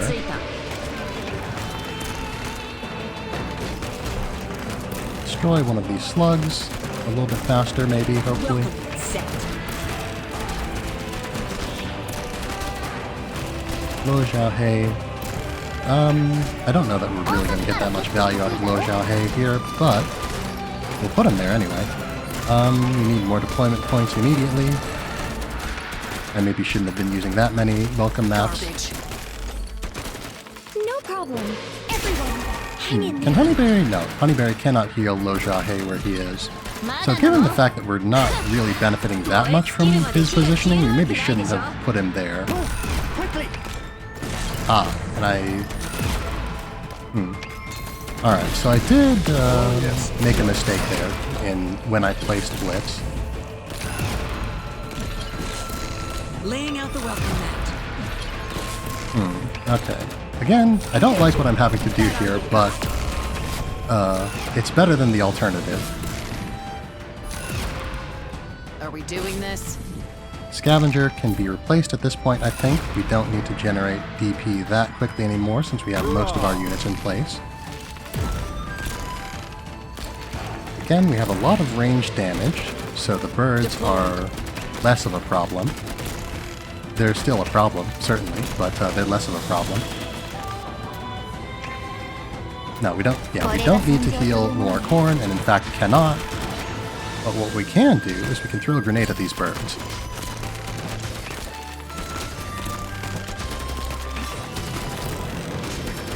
So, I think we need to deploy Ash as quickly as we can.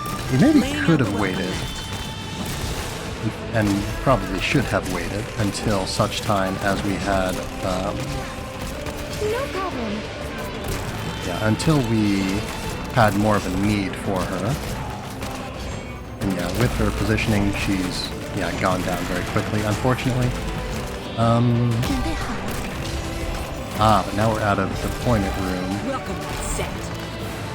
We can't stun on the bottom, we can't stun on the top.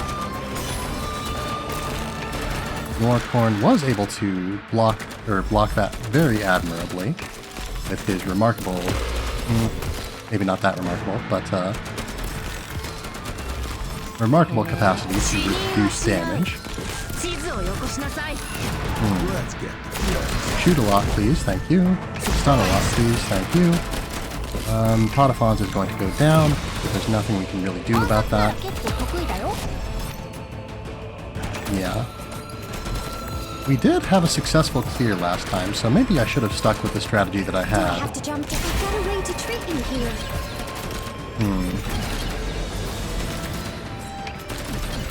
And of course, now we have the issue that we don't really have any way of dealing with the birds at the top, because Lo Xiaohei can't kill them. Yeah, he can't kill them, and he can't, Actually, what am I doing? Okay, so we can't deploy an operator onto the tile that they're already on. We can't use the wire drones to just move them around. Oh, actually, I just had a thought. Well, If anyone needs to hold on. sneeze, do it Let now. me see. If I were to do this, Quickly! yeah, we lose the skill. I remember now, yeah. We lose the skill if we redeploy the operator. So I can't do that to quickly... Mission accomplished. Can't do that to quickly redeploy. We knew the risks. We still have to see this through. Yeah, I can't do that to quickly just redeploy, corn. Or not corn. I can't do that to just quickly redeploy Blitz to somewhere he can stun. Oops. Wrong level. I don't know, I might just take the suboptimal clear on this one. I don't know that I have a whole lot of other options. At least not a lot of good options. The only other thing I could think of would be to add another defender, either at the top or the bottom, to just absorb the damage. Which, I think that might just need to be what we do. We need some way to get these enemies to not destroy us immediately. So yeah, Honeyberry, her range. What's her range again? Whoops. Honeyberry. Alright, so she can heal out to a distance of 3 units forward. She can heal 3 units forward, so she could heal here, here, and then down, if we position her here, which we have been. I still think that's probably the best place that we have for her to go, if maybe not the best place overall that she could go. But yes, so deploying her here will allow her to cover up to this far. Yeah, 1, 2, 3. Allow her to cover this far, while also covering up here. Yeah, I can't position her in a way that covers both sides, and I need her for healing in the early stages to prevent the slugs from destroying us. And yeah, the beasts whose name I've forgotten are going to run past too quickly for me to just trap them with frost. So yes. So I think we're going to keep using the initial strategy for the top level that we have been. We're going to keep using Scavenger into Noir Corn, because that did okay. It didn't do amazing, but it did do okay. Yeah, we don't need to worry about Noir Corn being in range of anything in particular, so we can actually probably place him further up, so that way his slash can actually, his like counterattack slash can actually hit things when it activates. Yes, so we can place him further up and further away from our medics. I don't know if I really need to be able to heal multiple targets at once, so Perfumer might not be the ideal. We might want to instead go for a medic who can just heal more per heal. Because the problem is just that our units well, no. Because yeah, the birds can move past us eventually. They'll keep focusing on one unit for a while, but they'll move past us eventually. I think I probably want to use 9-color deer more, to be honest. Which is to say, I want to use 9-color deer at all. Of course, again, the problem could just be the fact that I'm just way under-leveled for this. As the levels go up, I suppose that's going to be more of an issue. But we did succeed. We did succeed, to be honest, or to be fair. So, Target confirmed. It's not They won't terrible. know what hit them. Let me double check again how this... Honeyberry. So yeah, we can place... I guess it doesn't really matter where we place... It doesn't matter that much where we place Scavenger, but I don't want her to attack the enemies immediately. Stay Yeah, alert. it only matters where we place Scavenger insofar as it prevents... It only matters where we place Scavenger insofar as it prevents us from, what's the word I'm looking for?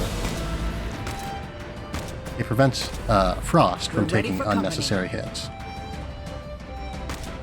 Yeah, I think we're probably... You get no sympathy. We probably don't need as much healing immediately. So I think we will place Tachanka. Oh boy, that's Arknights. Probably could have placed him a little bit more forward, but this is fine.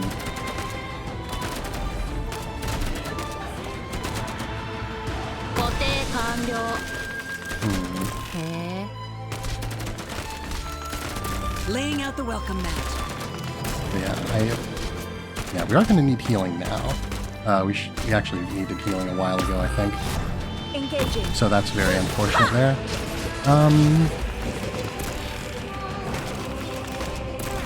Yeah, this is bad. But Yato's got a lot of damage on her, I hope. Treatment So, target sighted. maybe not a lot, but she has some damage on her. Setting up. Can you do some damage? And we can always cancel out of that skill later if we feel like we need to. Yato's doing okay, not great, but okay. Of course, now we're going to have DP problems, but that's not the worst thing in the world. It's not okay, but it's not the worst. Alright, so Set. I could have stunned her, or stunned them with Ash, I think. I'm going to want to put Ash further back. I don't really need this damage, so we'll cancel. But yeah, we're going to want to put Ash further back, I think. Place another welcome mat. There we have another creature we want to stun. Am I up? You are not up. You are up and away, but you are not up. Deployed. Yeah, we want to face... We will still be able to do a fair amount of damage with Ash with her facing here, even though we can't fight enemies who are down there. And moreover, once they're in range, we'll be able to position Ash here and use her stun grenade to stun. Now we can use it to stun one enemy, but it's a stun. A stun's a stun. Yeah, so that's the extent of... Yeah, that's the extent of Honeyberry's range, but we don't want to place Honeyberry there immediately necessarily because I would like to have Perfumer. But Quickly! so yeah, so we're running into the issue that none of our ranged units have any defense, basically, which is to be expected, given that they usually aren't in a position to make use of whatever defense that they could theoretically have if they had any. Oh, yes. Tachanka doesn't really have the range. There we go. Now he has the range. He has enemies within range, so that he can spray and pray them. Spray them and pray, perhaps even.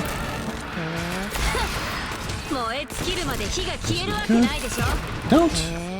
Okay, yeah. So it does still max out at 10 arrows. It does still max out at 10 arrows. Trouble wearing. I'll face it together with all of you.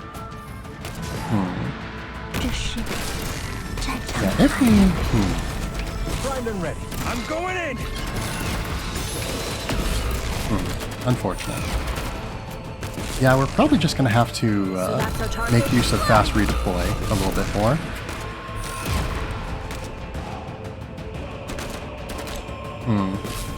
Yeah, there's not too much to be said about all of this, to be honest. It's just kind of bad. I don't think Perfumer's really benefiting us that much here. I think we would much rather have Guozhou. We will redeploy Frost so that she's able to hit some of these enemies. Keep these enemies stunned. So this is much better, actually. It's still not a very elegant solution, but it's one that works. And a solution that works is infinitely better than a solution that doesn't work. So I'll accept it. Deployed. Alright. It's finally over. You all worked so hard. That was hard work, my goodness. So now, I'm gonna double check my schedule for the day, because I could go a little bit longer, but, I don't, you need to get ready for work soon-ish. I think, well, okay. I think what we'll do is I will play the stage for real now. I'll play the stage for real now, but we will skip the story afterwards, and we'll just pick that up once we're done. Stay with me. Yeah. I thought about placing Noircorn up there, and I did place Noircorn up there, but I thought about placing him up there specifically so he'd be able to actually counter with his counter slash, but he doesn't do enough damage with the counter slash to actually take out the enemy, so it's kind of a moot point. Yeah, he can't take out the enemy, so he doesn't need to be able to use it, he just needs to be able to use it to defend a little bit. So I think I'll place him down further in such a position that 9-colored deer can give him a defense boost, because that's really going to be very good for us, I think. The defense boost is going to be quite nice. I think I might use that instead of Perfumer, because we usually don't have the need to heal all that many units at once.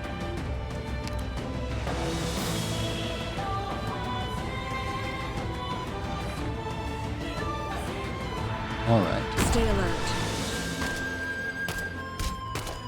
I definitely want to keep Scavenger alive. I feel like one of our biggest failures in that last stage, though we did clear it, but one of our biggest mistakes was in not respecting the need to have a steady supply of DP. Keep writhing in the gutter. Alright. So we'll place Tachanka here. This was a good place for Tachanka, I think.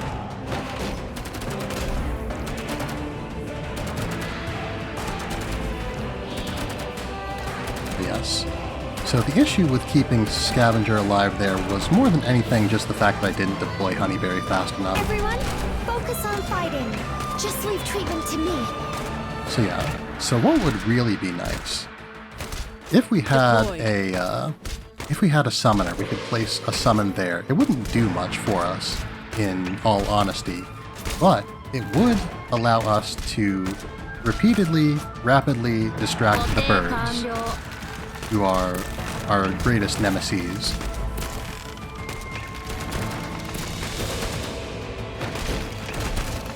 Setting up. But yeah, as we don't have a summoner, we're basically just going to have to let Yato take care of it. I don't feel good about this, but that's the option that we have in front of us. Place another welcome mat up there. It'll be... No, I will use Yato, I think. There is no No, turning I'll back wait for till you. Yato is... Or I'll wait till the bird is further down, I think.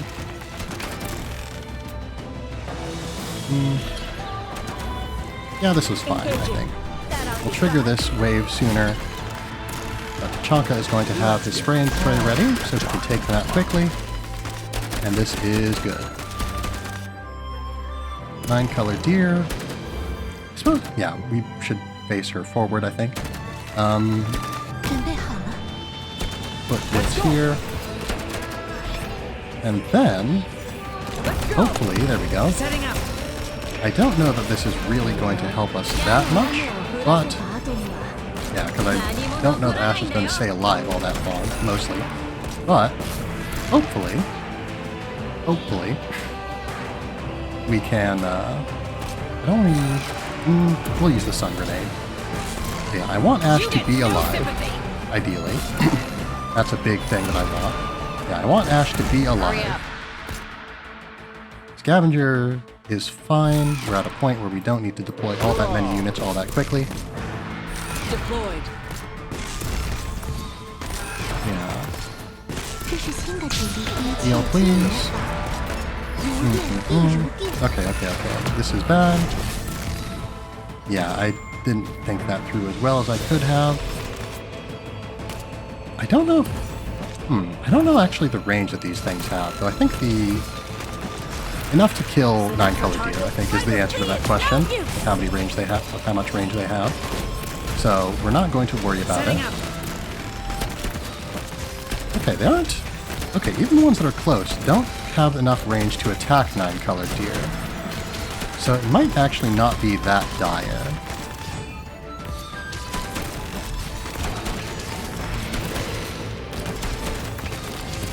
Okay, so we're going to want to throw this in the middle of the group. So actually, is there...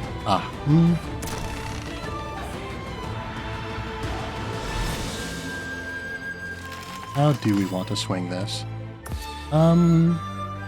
Morkhorn, I feel like, is in a situation where he's not really going to be able to... Okay, there we go. Someone was about to take a hit, and I didn't want to risk it being a unit that I want up desperately. So, this is fine. Zhou Xiaohei can't hit anything immediately here, but he can hit things here generally. Blitz got off the stun, so it looks like, yeah, the bird was here. It was 2 spaces away from him. So their special projectile does have increased range compared to their normal attack. Okay. Their special projectile has increased range compared to their normal attack. So that is something to keep in mind. The welcome mat doesn't do anything here on its own. But once we get another stun off, if we get another stun off, it'll be able to deal at least some damage to at least some of the birds. Pray and Pray should take care of them pretty quickly. Pray and Pray will take care of them very quickly, in fact. Like, extraordinarily quickly. Alright. So. Everything will be fine. Yeah, like I said, we'll skip that because the cutscenes tend to be quite long. I'm not going to do another stage because we are, like I said, running short of time. Whew. That was quite something. But yeah, that is the sort of, that's the challenge that I was talking about earlier that I want to experience somewhere or during this time. Yeah, that was a lot of fun figuring that out. But yes, so that was a good strategy there, I think. I'm very, very pleased with that. But anyway, the time has come to end the stream. So we'll go over business and we'll go over business, I suppose. So, first of all, we want to get set up for a raid. I always like to raid out on the way out. So if anyone has any raid suggestions, if the audience has any raid suggestions, I would be delighted to hear them. And in the meantime, I will talk about the schedule. So, tomorrow, we're expecting another stream at around the same time, roughly 12:30 p.m. Central Time. And 12:30 p.m. Central Time. And we will be, continuing until roughly the same time that we are now, about maybe a little bit earlier, because again, I am running a bit late. But yes. So roughly 12:30 p.m. Central Time. Yeah, tomorrow. And then on Saturday, possibly around the same time, but more likely closer to 1 p.m. Central Time. Yeah, we'll be playing some more Arknights tomorrow and the day after. Yeah, next week we should be seeing a return to the Coffee Talk collab with our good friend Sheppy Sheps. That is still ongoing, though, things happen. We haven't had the time to do it recently. But we should be back to that next week. And again, next week, depending on how much of the event I'm able to get through during this week, we might be doing some more of the event next week. And so it looks like we don't have any suggestions forthcoming right now. So I believe we're going to raid into another good friend of the stream, Altariana. Alright, looks like Alt's away at the moment, but that's fine. You can go drop by, maybe hang out with Alt a little bit once he's back. Altariana.